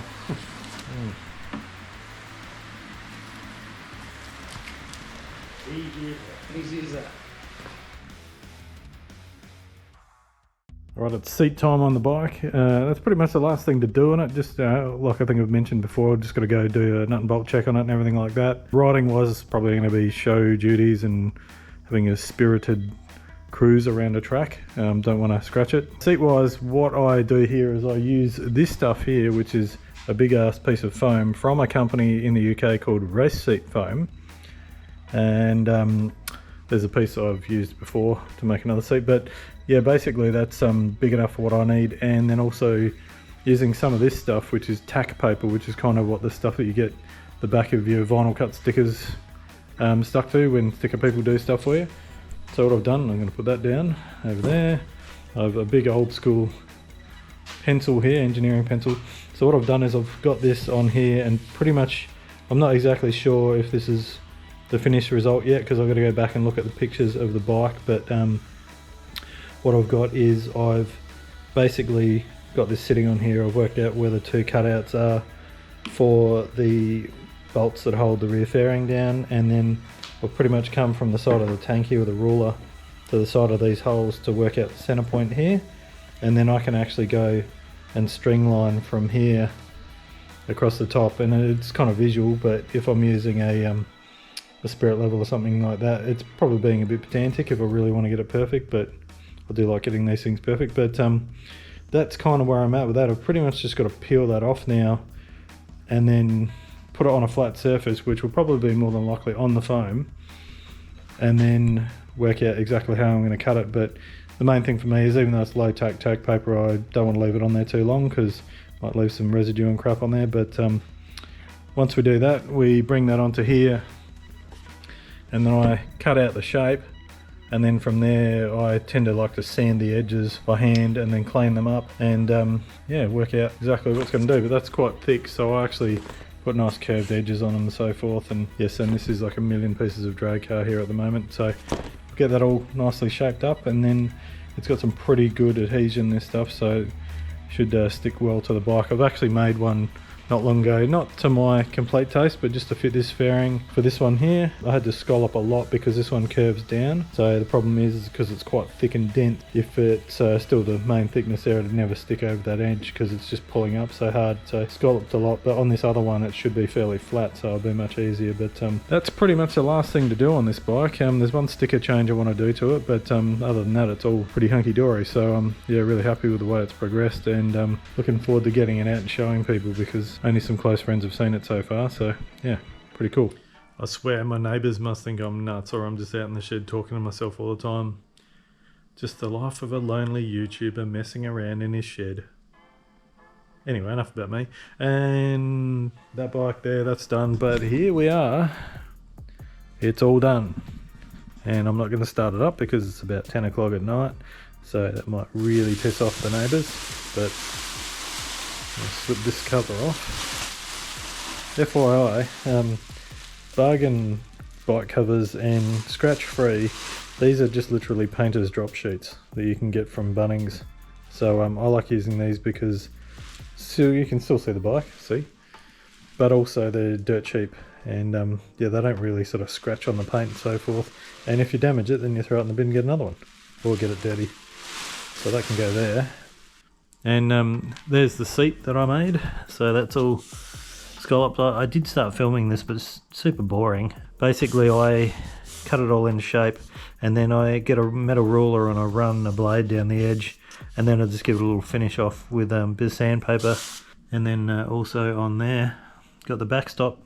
So this thing is all done, and I'm actually really looking forward to getting it out. I've been sort of holding off on putting this bike up, but I decided, you know what, screw it, I'm going to put this video up to show it. It's not really a grand unveiling or anything like that, but I mean, it's not like I was making something that nobody had ever seen before. So this is pretty much a replica of the bike that 4 people, Trip Nobles, Eric Bostrom, Curtis Roberts and Nicky Hayden raced. I've just gone for the Nicky. No disrespect to the other guys, just Nicky is, well, he's not around anymore, so it's a bit of a tribute to him. So, and he was a pretty awesome guy, and so were the other guys, but you know, I'm sure they'll all see the reasoning behind me putting Nicky on there. So I'm very happy with this.